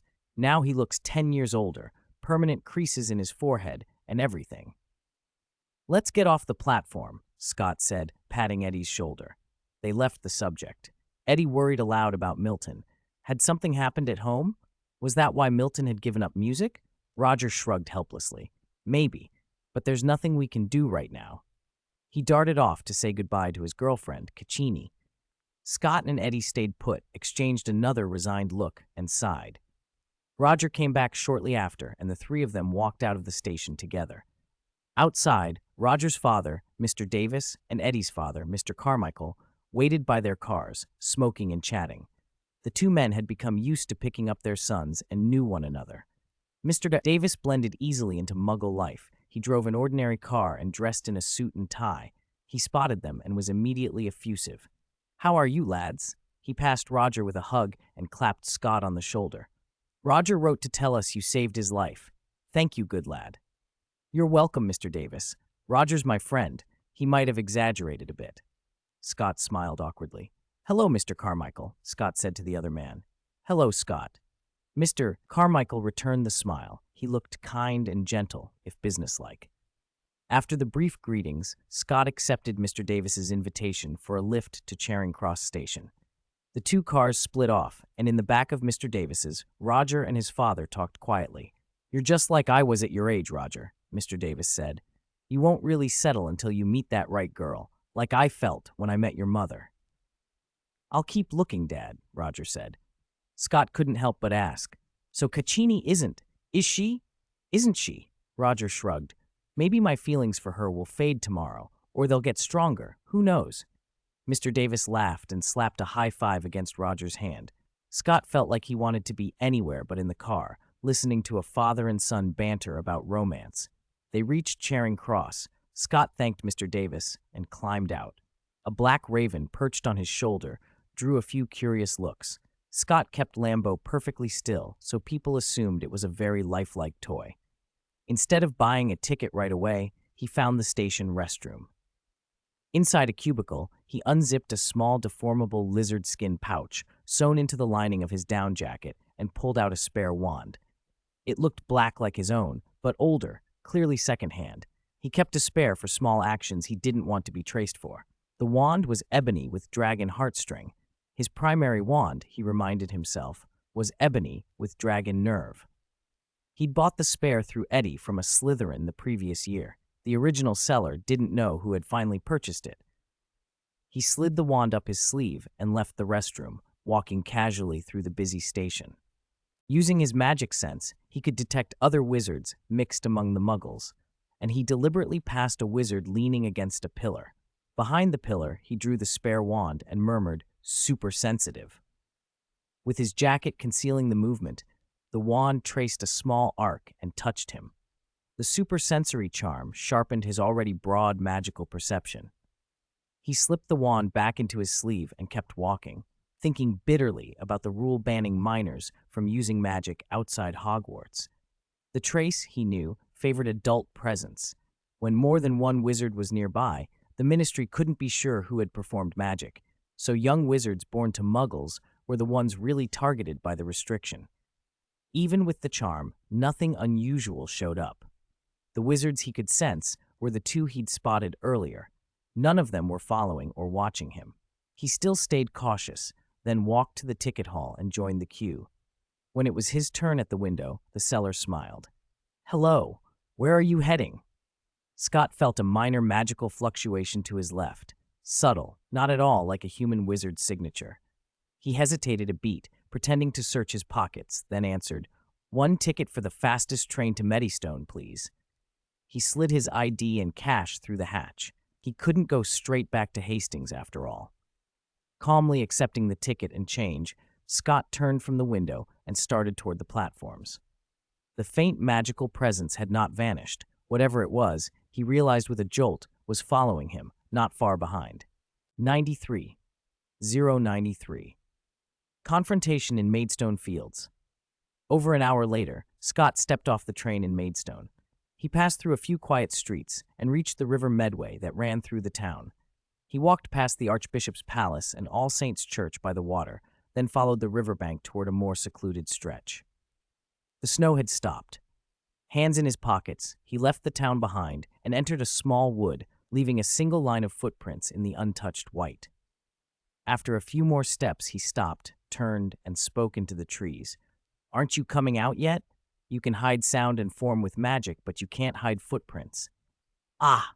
A shriek and an old-looking house elf popped into being, squatting on a stone at the edge of the wood. "You found me! You actually found me!" He tugged at his large ears. "So that means—" He widened his round eyes and pointed a trembling, twig-like finger at Scott. "This isn't your home either." Of course it isn't my home. Muggles don't live in remote woods like this either. Scott smiled thinly. Besides, I wouldn't bring anything dangerous back to my home. Ah, the house elf screamed again, pulling his ears. Failed. The taskmaster gave Park has failed. He sank down on the stone and clawed at his ears with both hands. I'm sorry, master. Park couldn't find that mudblood's home. He yanked at his own white hair, keening, Master! The elf glared at Scott, snapped his fingers, and with a loud crack, vanished. Scott stood motionless. 2 seconds later, another crack sounded, and the house elf Park reappeared, this time dragging a girl. Scott narrowed his eyes. The girl was wrapped in a black robe, the wide hood pulled down over most of her face, showing only pale lips, a sharp chin, and a few strands of blonde hair. She had lost weight, but Scott recognized her magic. Jasmine Travers. Who are you? He asked, feigning confusion. Is this your house elf? Why was he following me just now? Humph. The girl snorted and wrenched her hand free from Park's grasp. She stripped off a black cashmere glove and flung it to the ground. Park shrank back, lowering his head, ears twitching with fear. Stop pretending, Trollop. She tugged her hood back. Scott noticed she was still wearing another glove underneath. I know who you are, she said. You must know who I am. When she pushed the hood down, Scott's eyes widened, not the polite surprise he had been faking, but real shock. Travers's face was the same in outline, but everything about her was ruined by illness and malice. Sunken cheeks, dry, frizzy hair, and a hard, bitter look around her eyes. Miss, Scott started, then shook his head. I'm sorry, I really don't know you. He studied her a few more seconds. Are you a Hogwarts student? Very good. Travers laughed, sharp and sudden. You're very good, Trollop, you damned mudblood. So you're from Slytherin? Scott's face darkened. Are you here to cause trouble for me? Are you Strilner's sister? The name seemed to sting her.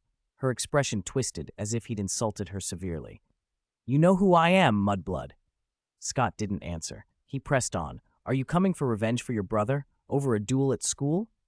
Travers sucked in several breaths and clenched her hands until her knuckles showed. Her eyes were venom. Shut up, mudblood. Park, she snapped. My master is the only heir of the noble Travers family. Park yelped, pointing at Scott. She has nothing to do with the fallen Strilner family. Scott's gaze grew colder. Travers? He said, sneering. So it's you. Jacob told me you'd retaliate. I didn't believe it. Didn't expect you'd actually do something like this. You sent a house elf to find my home, he continued. Are you trying to threaten me through my family like you did with Jacob? Travers said nothing but looked at him with pure hatred. Scott went on, unruffled. I thought you left school sick. Shouldn't you be at St. Mungo's? Sick? She spat the word. Sick because you attacked us with despicable methods. Me, Morgan, and Caitlin. What are you talking about? Scott looked genuinely astonished, as if he'd been offered a fairy tale. If you want to pick a fight, Travers, you don't need to invent excuses. You used to say you couldn't stand to look at me. There's no one else here, Trollop, she said, impatient and cold. You don't have to play innocent with me. I don't know what you mean, Scott said. He wasn't going to confess to anything. What if she had a way to record him? Travers's patience snapped. Her pale face flushed red, fury tightening her mouth, but she pulled herself together and wore an expression of triumph. It's enough that I believe you did it, she said with a malicious smile. You don't need to pretend. Just consider what fate awaits you. Scott's reply was practical. We're both underage. If we use magic here, the ministry might notice. Of course, Travers said, smiling. Don't worry, Trollop. She glanced at Park. We old pureblood families own things you mudbloods can't even imagine. Park, she ordered. Yes, master. Park leapt forward. He pulled a carved white bone from his chest and forced it into the snow, sticking it upright. Scott felt a subtle magical vibration from the bone's center. This is a magical item, Travers told him, proud. It's called a severed arm bone. Guess what it does, Trollop? It severs the trace from the ministry's monitoring? Scott asked, eyes bright. Travers nodded, pleased. It temporarily severs certain contract-based magics within a limited area, including the trace. Scott's pulse quickened at the implication. It only lasts 10 minutes, but that's enough, he murmured. Travers raised her wand toward him, a sick, delighted smile spreading across her face. Although you beat Strilner, a 7th year, and are stronger than I thought, Under my siege, and with Park here, you won't survive." She looked at him with the detached curiosity of someone inspecting a specimen. "You're quite handsome, Trollope," she said. "Shame the Muggle blood in you smells so foul," she enunciated each word. "But don't worry, I'll drain your blood and turn you into a perfect ornament for my manor." Scott gave a short, rueful sigh. Girls nowadays are truly terrifying. He pulled a spare wand from somewhere and glanced at her. "Are you sure you're only 11 and not an adult half-goblin?" he said, half joking, half challenging. "Please vote for me." "Sorry, I rewrote some content in the previous chapter. Readers who only read it during yesterday's update can reread it." 94, no 94. "Let them kill themselves. You deserve to die." Travers' small face twisted with fury. "Kill him, Park," she ordered the house elf. A purplish-black beam shot from her wand. Crucio. At the same time, a blue light flashed from Park's twig-like fingers. Protego. Scott swept his wand and the shield charm formed, an invisible barrier that sent Travers' Cruciatus and Park's mysterious charm rebounding. He pivoted and dove behind a large tree, flicking his wand. Fumos. A thick white smoke poured from the tip. Since discovering his perceptive magic, Scott had been practicing the smoke charm obsessively. It obscured vision and provided a weak defensive layer, perfect for what he needed. Reducto. Travers' spell slammed into the tree, scattering splinters. Scott had already moved. Inside the choking fog, Travers and Park outside the stand of trees could no longer see him. "Master, don't go in there!" Park shrieked. "That mudblood has very strong perception." "I know," Travers replied coolly. "Expulso!" A blue blast punched a crater into the snowy forest floor. "Keep attacking," Travers ordered. "Yes, Master," Park answered, and color-shifted charms streaked through the smoke in a rain of impacts. Scott was crouched behind an oak. With his wand, he traced an ancient protection rune, alges, into the bark. When he finished, he pointed his wand at it. The tree twisted. Its branches split and intertwined into hands, its roots uprooted and braided into feet, and the whole trunk lurched forward in heavy steps. A transfigured oak guardian, a crude, forceful thing, but animated. Transfiguring something that large cost him. The bigger the target, the more draining the work. He could manage a tree of that size, but it took a toll. He freed Lambo and used his perception to guide the creature toward the forest edge while he layered another Fumos charm. Ahead, the sound of impacts, bang, bang, bang, told him the oak guardian was being battered. Because of the rune, the tree was far harder to break than an ordinary oak. It kept going despite the onslaught. Scott stood in the smoke and watched Travers and Park through perception. Since Travers had shown outright murderous intent, Scott had reciprocated. He had to think through how to kill Travers while she had a house elf who could apparate them away at any moment. Park looked ready to ferry her off if things went badly. Even if he managed to kill both, the Ministry's Aurors would investigate. How would he avoid detection? All of that had to be planned before he struck. To buy time, Scott flicked his wand and turned two shrubs into gray wolves. The wolves darted out of the foliage, howling, faster than the oak guardian. While Travers and Park dealt with the wolves, Scott rapidly assembled a plan. He had no idea how Aurors conducted investigations, and he didn't want to murder with his own hands. He wanted them to kill themselves. He still hated the idea of taking life directly. The irreversible shift that would produce in a witch or wizard's magic could be seen by someone with perception like his. Better to engineer an accident than stain his own hands. The wolves were torn apart and fell back into piles of twig and leaf. The slow oak guardian had not yet left the trees. Scott ghosted through the smoke, waiting for the right moment. "Stop, Park," Travers suddenly ordered. "Yes, Master." Park obediently halted. Travers sneered at the struggling oak guardian. "Now we just have to avoid that clumsy, slow thing." She added, contemptuous, "Keep an eye on that mudblood. He'll be maintaining the smoke charm and hiding. Just wait him out until he runs out of energy." Her words were loud enough for Scott to hear, precisely the point. She wanted to unnerve him. He had an idea. He directed Lambo, still flying beyond the smoke, to let out a muffled voice. "You miscalculated, Travers. I can leave on a flying broom." Travers immediately swept her wand toward where the voice had come from. "Expulso," she hissed. "It's useless," Lambo said. "As long as the smoke charm is active and I'm guided by perception, you can't hit me." "Humph." Then why don't you leave on a broom? Travers recoiled in scorn. I've looked into you, she crowed. You don't have one. And remember how you tried flying with a transfigured eagle at school? Why don't you try that? See how long you can sustain such a large-scale transfiguration. Her tone sharpened. We'll tail you. You'd better run back home. Scott sent Lambo circling over Travers's head, and from the edge of the smoke answered in his own voice, I can fly back to Hogwarts. As he expected, that drew an immediate response. Travers and Park aimed at him. You can't, Travers sneered, then incanted again. Crucio. Scott's shield held. The curse rebounded, and both of them ducked. He sent the Oak Guardian lumbering forward. Impedimenta. Travers threw an impediment charm at it. Stupefy. Scott seized the opening and fired a stunning spell at Travers. Park stepped up and threw a blocking charm. Above, Lambo shadowed them, then flickered, diving like a black streak targeting Travers's eye. Park yanked her back and extended a finger, firing at the bird. Lambo dodged with a sharp caw.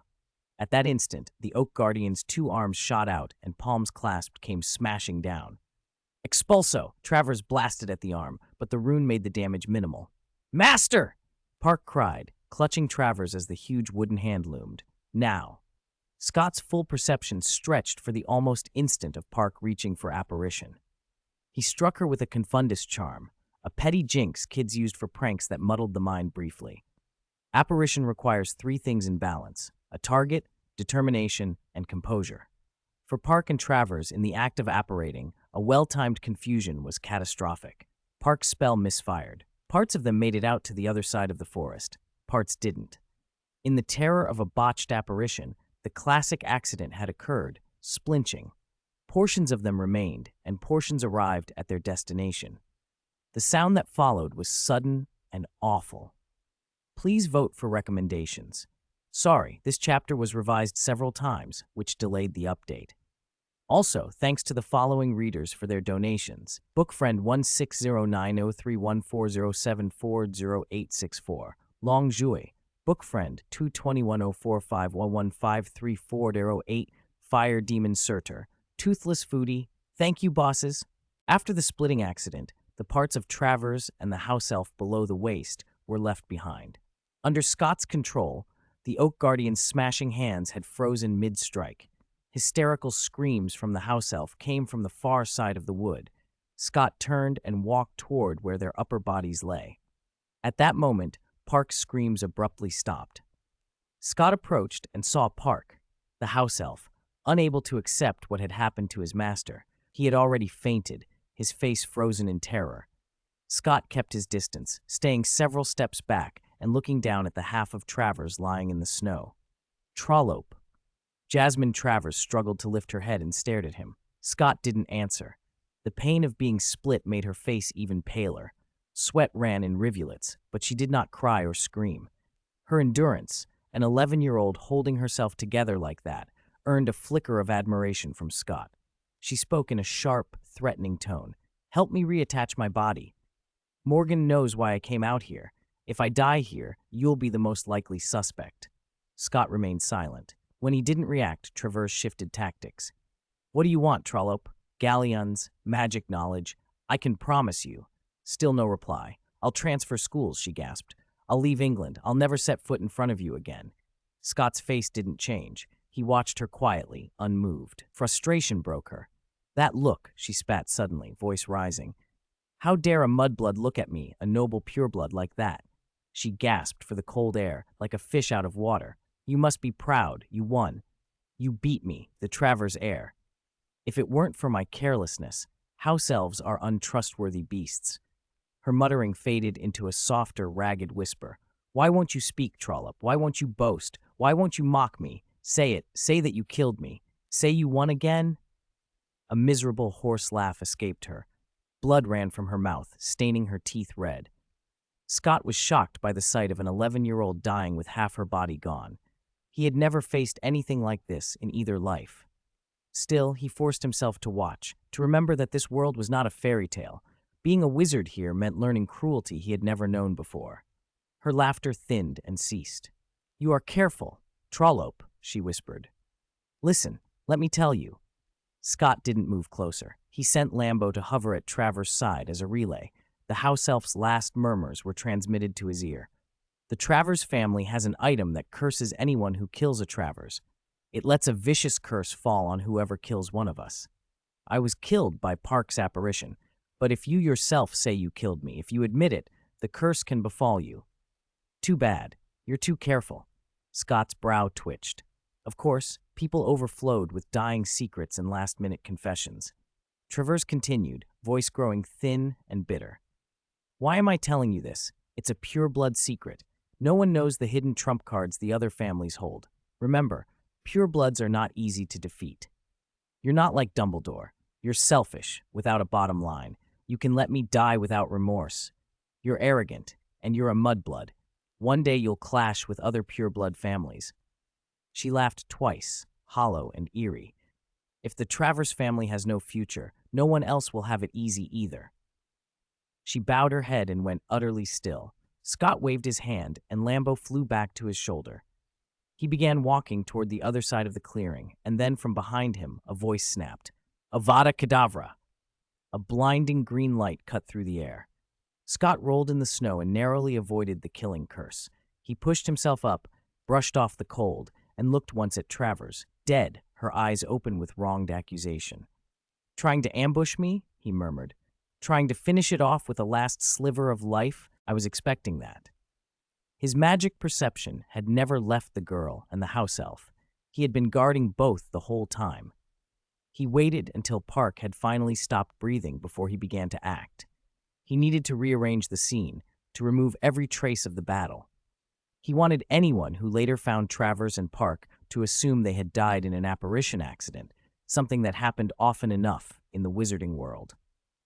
Scott stepped to Travers's body and looked at the wand clutched in her hand.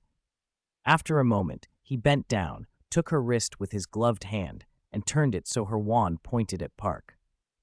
That way the final killing curse could be explained. Satisfied, he straightened and sent the oak guardian back to its place, reversing his command until it was once again an oak tree.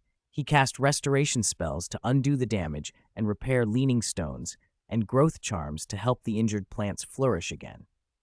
At the edge of the woods, he dug and retrieved the magic item Park had plunged into the earth, the severed arm bone. He didn't examine it for long. He dropped it into his lizard skin bag and moved on. From the bag, he produced a brand new flying broom. Of course he had one. Whoever didn't carry a broom would be foolish. No one knew he had it.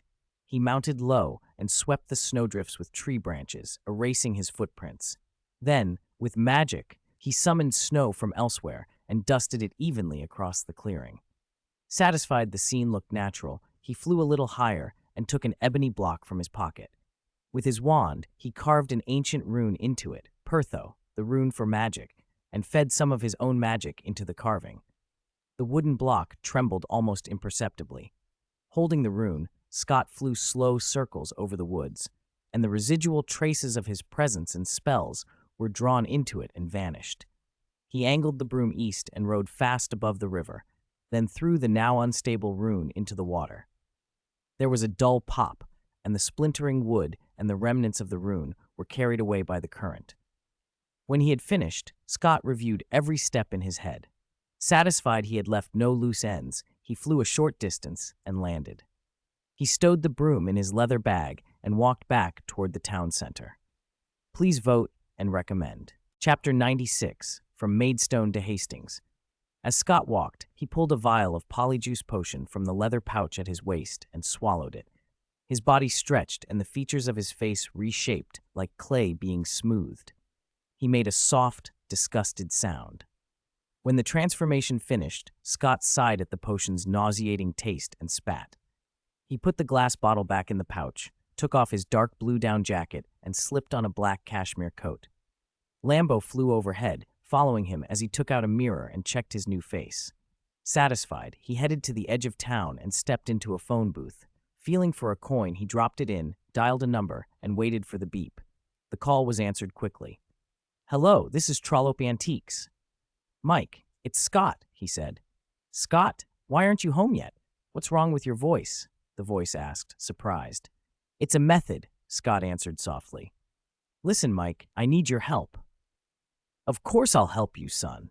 Michael Trollope said. Scott lowered his voice. I know you have connections.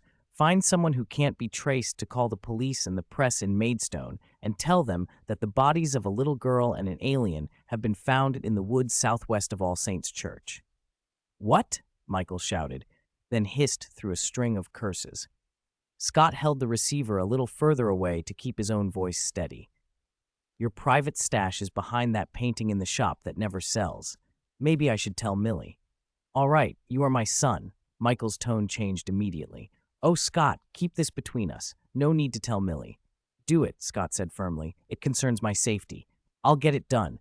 But what girl and alien? What happened? Michael asked, curious despite himself. I'll explain when I get back, Scott replied. I'll rent a car from Maidstone to return. I'm hanging up now. All right. Millie made a big meal today. Don't miss it. Mike's voice softened. I won't. See you soon. Scott hung up, stepped out of the booth, hands in his pockets, and walked on. Michael moved fast. By the time Scott reached the town center, the local police and reporters were already swarming. Scott didn't stay to watch. He found a taxi, agreed on a fare, and left Maidstone. It was predictable. If a house elf's body were seen by Muggles, it would cause a public uproar and become front-page news. That would violate the International Statute of Secrecy. If the Muggles became aware, the Ministry of Magic would have to concentrate its efforts on covering it up. Scott figured the memory obliviators of the Department of Magical Accidents and Catastrophes and the Muggle-worthy Excuse Committee would be overwhelmed. The minister would almost certainly pull in other departments, especially the Aurors from the Department of Magical Law Enforcement. If so, they'd have less bandwidth to investigate Jasmine Traverse's and the house elf's deaths in detail. Scott had done what he could at the scene, but he knew his amateur efforts weren't foolproof. He'd been a wizard for just over 3 years, still inexperienced compared to an Auror. Better to divert attention and hope their energy would be tied up elsewhere. Whether it would work, he didn't know. But it was one more layer of insurance. He rested his head on the taxi seat and watched the scenery slide by. Only then did the weight of what he'd done press down on him. He had caused someone's death. He'd thought about this before Hogwarts and had tried to prepare himself. After all, in an unstable magical world heading toward war, he'd known killing was a possibility. But knowing in theory and feeling it in practice were very different. He could make the cold decision to let a girl die for his own survival, yet he couldn't accept it calmly afterward. He closed his eyes. He knew he had to move on. Letting this hollow out his heart could change him, maybe even change his magic. 30 minutes later, the taxi pulled into Hastings. Scott opened his eyes, still the same clear blue, paid the driver, and headed for a nearby fast food restroom. The polyjuice potion was beginning to wear off. By the time he left the restroom, he had returned to his original appearance. Hastings was a grim seaside town, famous for the 1066 battle. Scott walked up to the old town on the cliff and made his way to the small shop with the Trollope sign. He pushed the door open. The brass bell jingled. Lambo, who had been circling overhead, landed and settled on his shoulder. The familiar scent of incense greeted him as he stepped inside. Behind the counter, a man in his 30s or 40s, with black hair and blue eyes like Scott's, looked up from his cigarette. He wore gold-rimmed glasses and sported an old-fashioned pair of mustaches. "Mike," Scott said. "Scott!" Michael stood, stubbed out his cigarette, and came around the counter to hug his son. "Are you all right? To be honest, you gave me a real scare today." "Wait." Michael went to a wooden shelf, picked up a coffee pot, and poured 2 cups. He carried them to a small table by the display window and set one in front of Scott. "You're still underage. Tell me everything, son. Then I'll decide whether this is something Millie needs to know." "All right." Scott shrugged and sat down. 97. Father Michael Trollope. After finishing a cup of coffee, Scott gave a concise but thorough account of everything that had happened to him this term. Michael listened with an expression that grew more complex by the minute. He lit another cigarette, took a drag, and looked up at Scott. The smoke and the reflection on his glasses hid his eyes. "You know," Michael said softly, "until today I thought you only took after me in hair color and eyes. I always figured your personality was more like your mother's." Scott understood what he meant. Michael presented himself like an old-fashioned gentleman, but underneath he was a ruffian with only a high school education. Amelia, at least, had graduated from the local university, Hastings College of Sussex Coast. Scott's school record had always been stronger than Mike's had been at the same age. Michael exhaled and smiled. "But you are still a trollop, son." Scott burst out laughing. "What's so funny?" Michael grinned. "We're descended from the Normans, the ones who came over with William the Conqueror." He tapped the floor with his toe. "That battle happened right here, beneath our feet."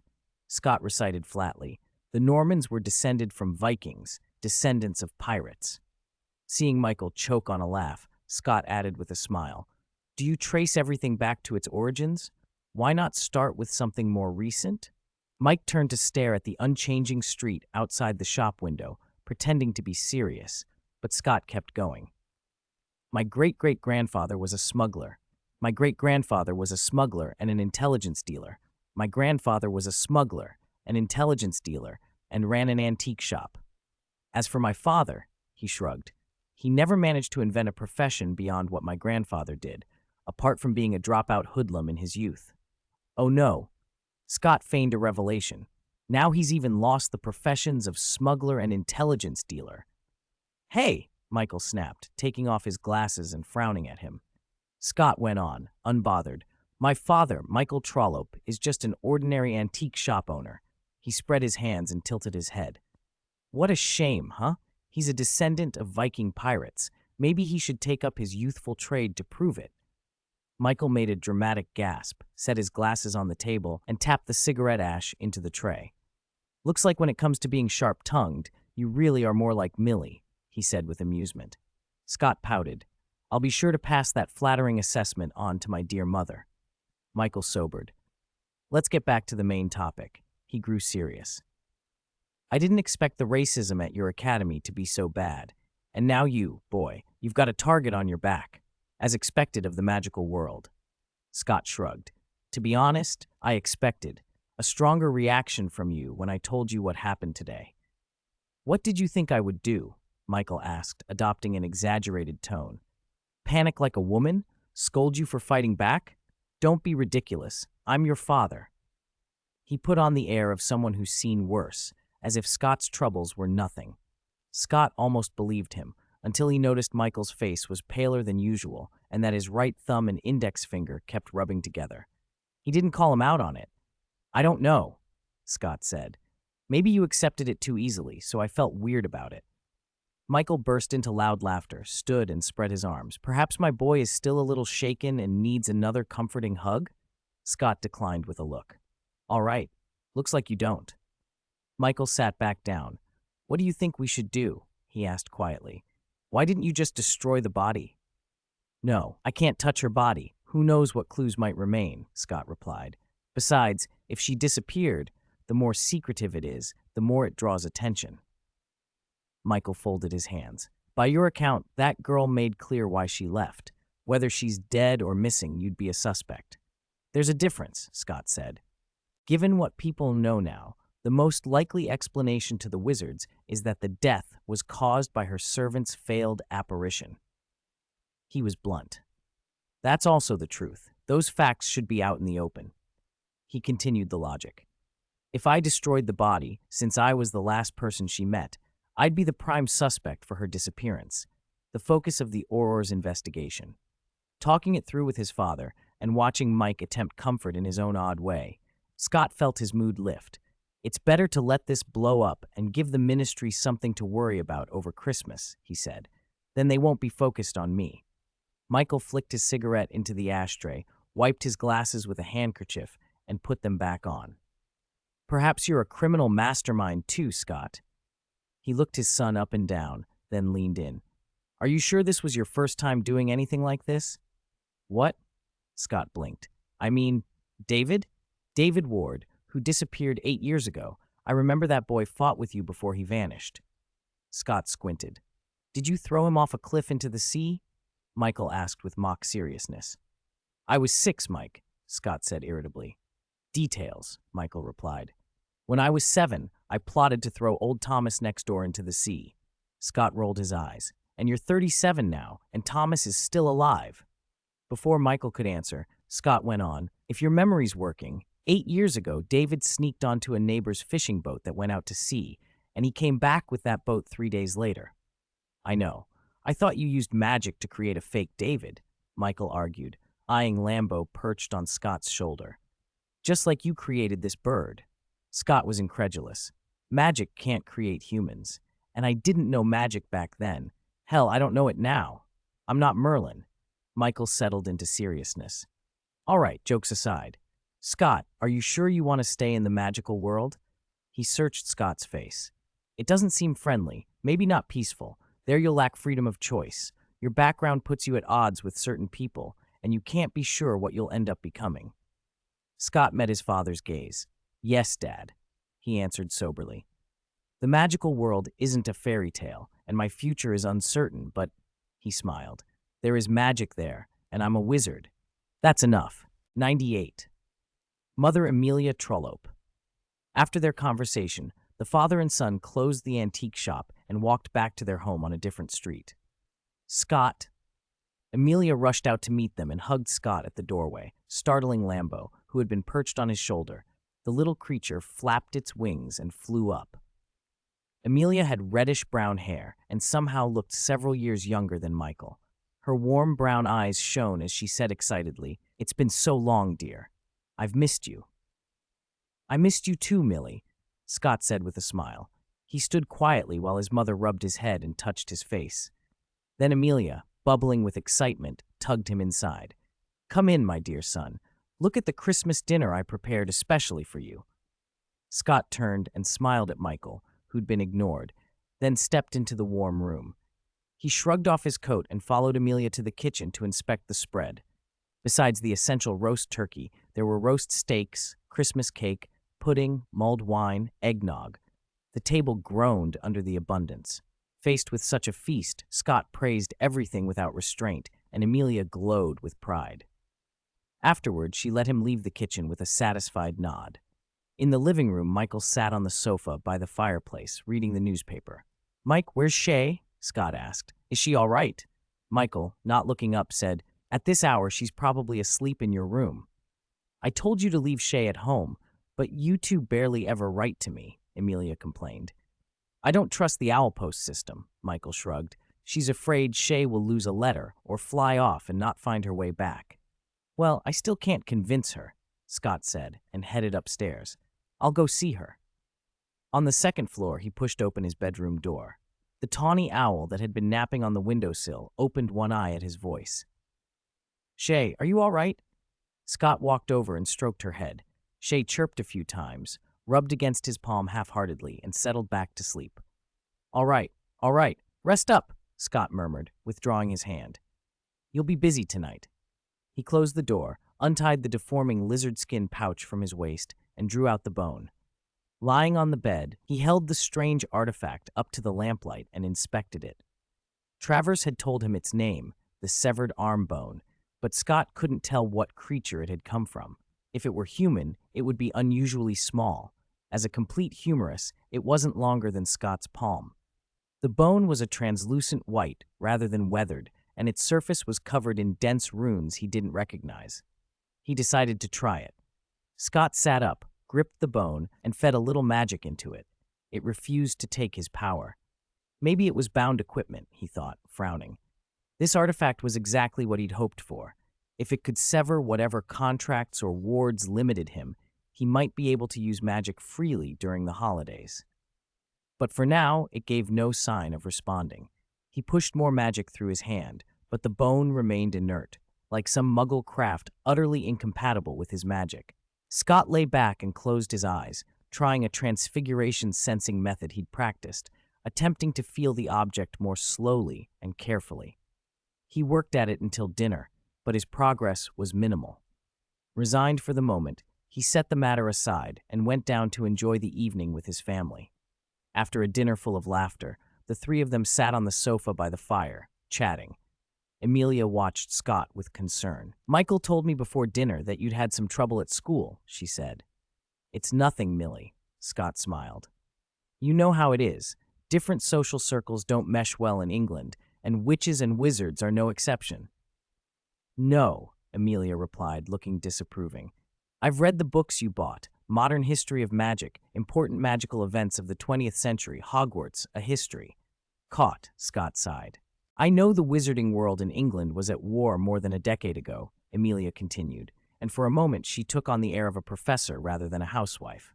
All this time I thought, just as the books say, that the Dark Lord was defeated, whether or not it was because of the boy who lived. Her tone was edged with distaste. She found it hard to accept that a child's survival had been the turning point. But there's no doubt the side your headmaster represented won the war. Then she added, puzzled, I don't understand. If they were the losing side, the followers of the Dark Lord, the racists, why are their children still so unrepentant? Scott patiently explained the current state of the wizarding world. Life's not easy for those old pure-blood families, he said. Many are in prison, and those who escaped are constantly hunted by the ministry. But the children, Amelia protested, frowning. They act so arrogant at school. They're just children. Hogwarts is only a school. Scott spread his hands. The headmaster treats every pupil fairly, well, except for the special attention around the boy who lived. Professors punish misbehavior when it crosses the line. Amelia wasn't satisfied. They picked on you. You're an innocent student. Nobody in our family fought in that damned wizard war. Don't worry, Mom. I can handle it, he reassured her. Michael told you, didn't he? I beat a Slytherin 7th year in a dueling club match. That doesn't make me feel any better, dear. Amelia clasped Scott's hand and gazed at him. It reminds me of when I was 15. She shot a fierce look at Michael. That year your father dropped out of school and ran with those bad boys in the streets. Michael glanced up from his newspaper and blinked innocently. You face more dangers now than he did back then, love. Amelia looked from one to the other, torn. I can't bring myself to tell you to give it up, she said, catching her breath. I know how much you love magic. Scott felt awkward and glanced to Michael for rescue. Michael stepped in, put an arm around Amelia, and patted her back gently. Don't worry, he said. Amelia pushed him away, then stood up, suddenly decisive. Perhaps you need a good gun, son. She started toward the stairs. It's a coming-of-age gift my father gave me. I intended to give it to you when you came of age.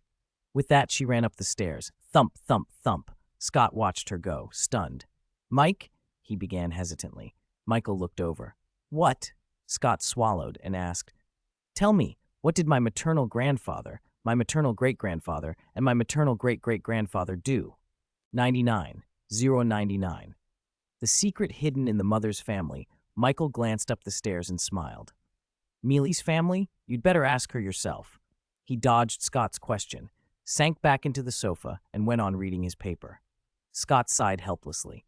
I asked her when I was little. She said everyone in her family had died, but I could tell she was lying. Michael only shrugged, indicating he couldn't help. Seeing that, Scott gave up on getting answers from him and started thinking. He still knew his mother's maiden name, Hill, and Michael had just said family. But Hill was a common name in England. It didn't point to anything obvious. Just then, Amelia hurried down the stairs and handed Scott a silver and black pistol. HKP-7, she said like a connoisseur, a classic pistol from the German company HK in the 1970s. She described it with relish. It uses 9mm parabellum, muzzle velocity about 350 meters per second, a 13-round magazine, effective range roughly 50 meters, low recoil, good safety, accurate. Scott turned the pistol over in his hands with practiced ease. So all those years you made me join the shooting club, you were preparing me for this? Sorry, my dear.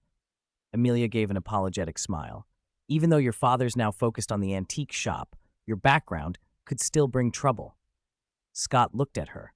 From what I know, the trouble my grandfather left behind was small. Are you saying the real trouble comes from the Hill family? Maybe, Amelia said, emphasizing the word. Maybe. Scott took the pistol apart to examine it. She kept it in excellent condition, and the magazine was full. He straightened and asked, All right then, tell me about your family, Mother. Amelia's guilt deepened. She hesitated, then said awkwardly, Perhaps you've heard of Billy Hill. Scott searched his memory and felt a twinge of recognition, but couldn't place it. He looked at Michael. Michael glanced at Amelia and, after she nodded, spoke.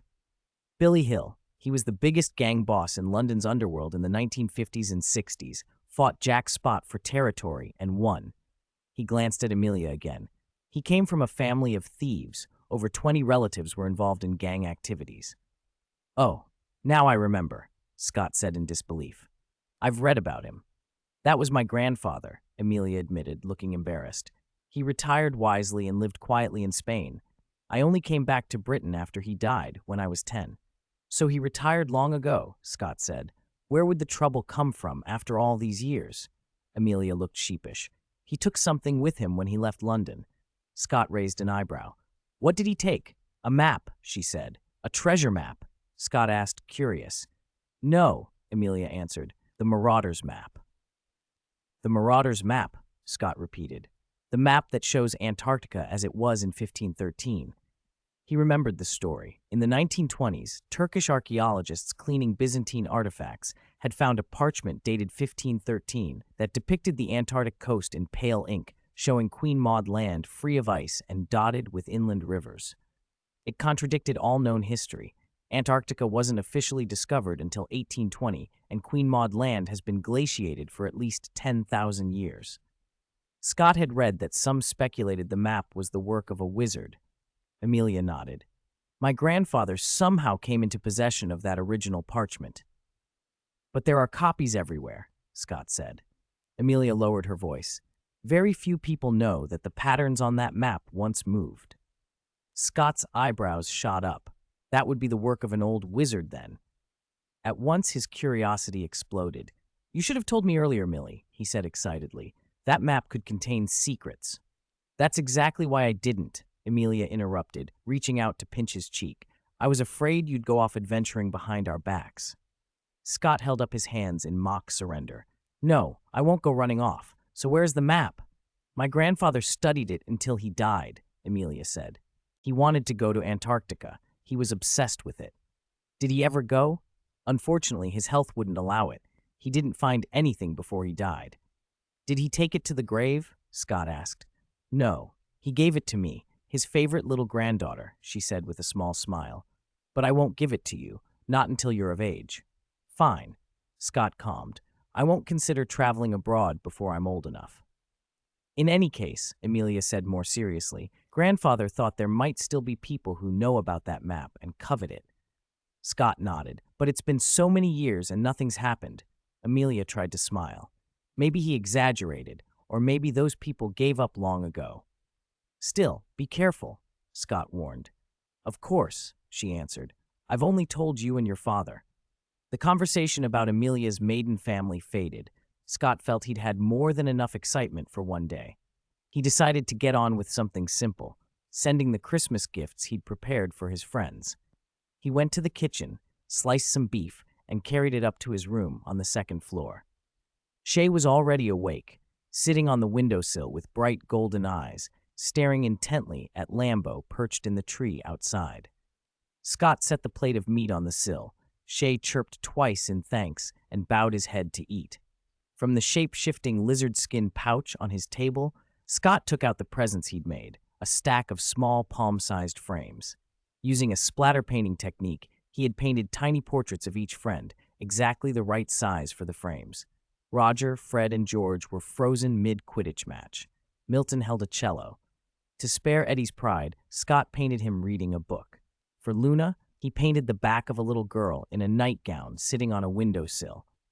The morning mist from their conversation that day had inspired the image. Besides the gifts for Michael and Amelia, these were the only handmade presents he had. The rest he'd bought. Since he couldn't use magic after leaving school, he'd taken the time to paint these in secret before the holidays. Scott set out colored paper and began wrapping the portraits. Tonight, he'd have Shay deliver them all. Shay, used to his comforts, continued to feast contentedly, unaware of the errands awaiting him that evening. 100. The Professor and the Auror Who Suddenly Came to the Door. On Christmas morning, Michael knocked on Scott's door and woke him. Papers here, he said. Scott blinked awake as Michael carried a stack of newspapers into the room. I went out and brought the Kent papers, Michael added, handing one to Scott. Scott took it, unfolding it and reading the front page over and over, but the headline he wanted wasn't there. "Looks like the ministry moved fast," he said. "They must have intercepted it before the papers were distributed." "Scott," Amelia called from downstairs. "Your professor is here." Scott glanced up at Michael. "Go on down and greet them. I'll be there in a minute," Michael said with a wink. "You get changed first." Scott rubbed his face and went to wash.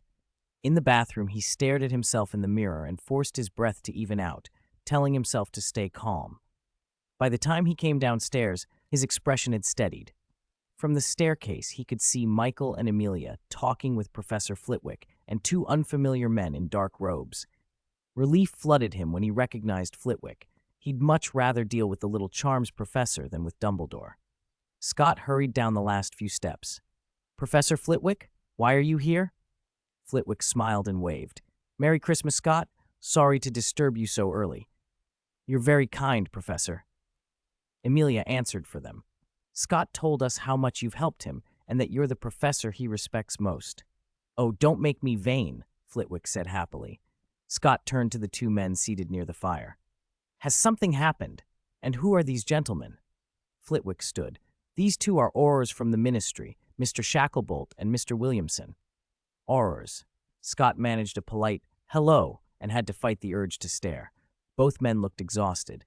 Even Shacklebolt's usually steady face showed dark circles under his eyes. "There was a major incident last night," the younger auror, Williamson, complained. "We worked all night erasing Muggle memories. They were horribly nosy." "Williamson," Shacklebolt snapped. Williamson shut up instantly. Flitwick took Scott's arm reassuringly. "Unfortunately, something regrettable occurred yesterday. Miss Travers, a first-year Slytherin, passed away." "Travers?" Scott frowned. "Jasmine Travers?" Flitwick sighed. "Yes. She was splinched while apparating with her house elf." Scott's mouth dropped open. Shacklebolt cleared his throat. "There are suspicious aspects to the case," he said. "We're conducting routine questioning." "Me?" Scott looked from Shacklebolt to Flitwick in bewilderment. "Let me finish," Flitwick said, giving Shacklebolt a slightly reproachful look. "Miss Avery, who shared the ward with Miss Travers, reported that Travers left the hospital to come and find you." "She came looking for me," Scott said. "I don't see how I could be involved." Flitwick patted his arm. "Don't worry, Scott. I came to the school with them to speak with Dumbledore and to make sure this questioning doesn't unduly affect you or your family." "Thank you, Professor." Scott meant it. He gave his parents a quick, reassuring look, then sat on the single sofa opposite the aurors. "I'm ready." Shacklebolt sat straighter. His heavy golden earring faintly chimed. Williamson produced a pen and a scrap of parchment. "Mr. Trollope?" Shacklebolt began. "Did you have any conflict with Miss Travers at school? Miss Avery said Travers left the hospital intending to retaliate against you." "I suppose you could call it a conflict." Scott kept his voice measured. He explained the incident with Jacob and Travers. "According to Jacob, Travers thought I'd looked down on her, but I was on the stairs. They were below me. That's all that happened." Shacklebolt listened and nodded. "Miss Avery also suspects you caused her illness. Do you have anything to say to that?" Scott managed a rueful smile. "Please tell them I'm flattered they think I have that kind of power. From what I've seen, even Madame Pomfrey and Professor Snape had trouble treating her. I don't have that kind of magic." "Everyone knows his strengths," Flitwick interjected. "Scott is talented at Transfiguration. His other subjects are less remarkable." Scott shot Flitwick an embarrassed smile. "And we're an ordinary Muggle family. No one here could have assisted me." Shacklebolt considered that for a moment. "That will do," he said. Williamson yawned and flipped his ponytail impatiently behind his head. "He's just a fourth year with a Muggle background. This is clearly unrelated." "There are suspicious points," Shacklebolt insisted. Williamson pulled his shoulders back and folded his arms, suddenly animated. "We used priori incantatem on the girl's wand," he said. "We replayed the charms she had cast, a lot of offensive spells, a vicious transfiguration torture curse, and finally even a killing curse." Scott's face went pale. Williamson shrugged as if it were the most natural thing. "She was a prodigy. She couldn't control her own magic. Tragic, really." Shacklebolt's glare made it clear he didn't appreciate Williamson's tone. Williamson, flustered, went on. All we know is she ran off to fight someone or was practicing spells. She trusted a house elf. That backfired, and before she died, she cast the killing curse at it. He spread his hands. An 11-year-old's Avada Kedavra wouldn't kill a house elf. The house elf splinched. That's the most obvious explanation. Scott wanted to applaud at the blunt clarity of the idea, but kept his hands still. Williamson. Shacklebolt stood up, enraged, breathing hard. That is not how an Auror behaves during an investigation. Williamson lifted his chin stubbornly. All I know is the wizarding world nearly got exposed to all of England yesterday. Minister Fudge wants us to quell the incident as quickly as possible.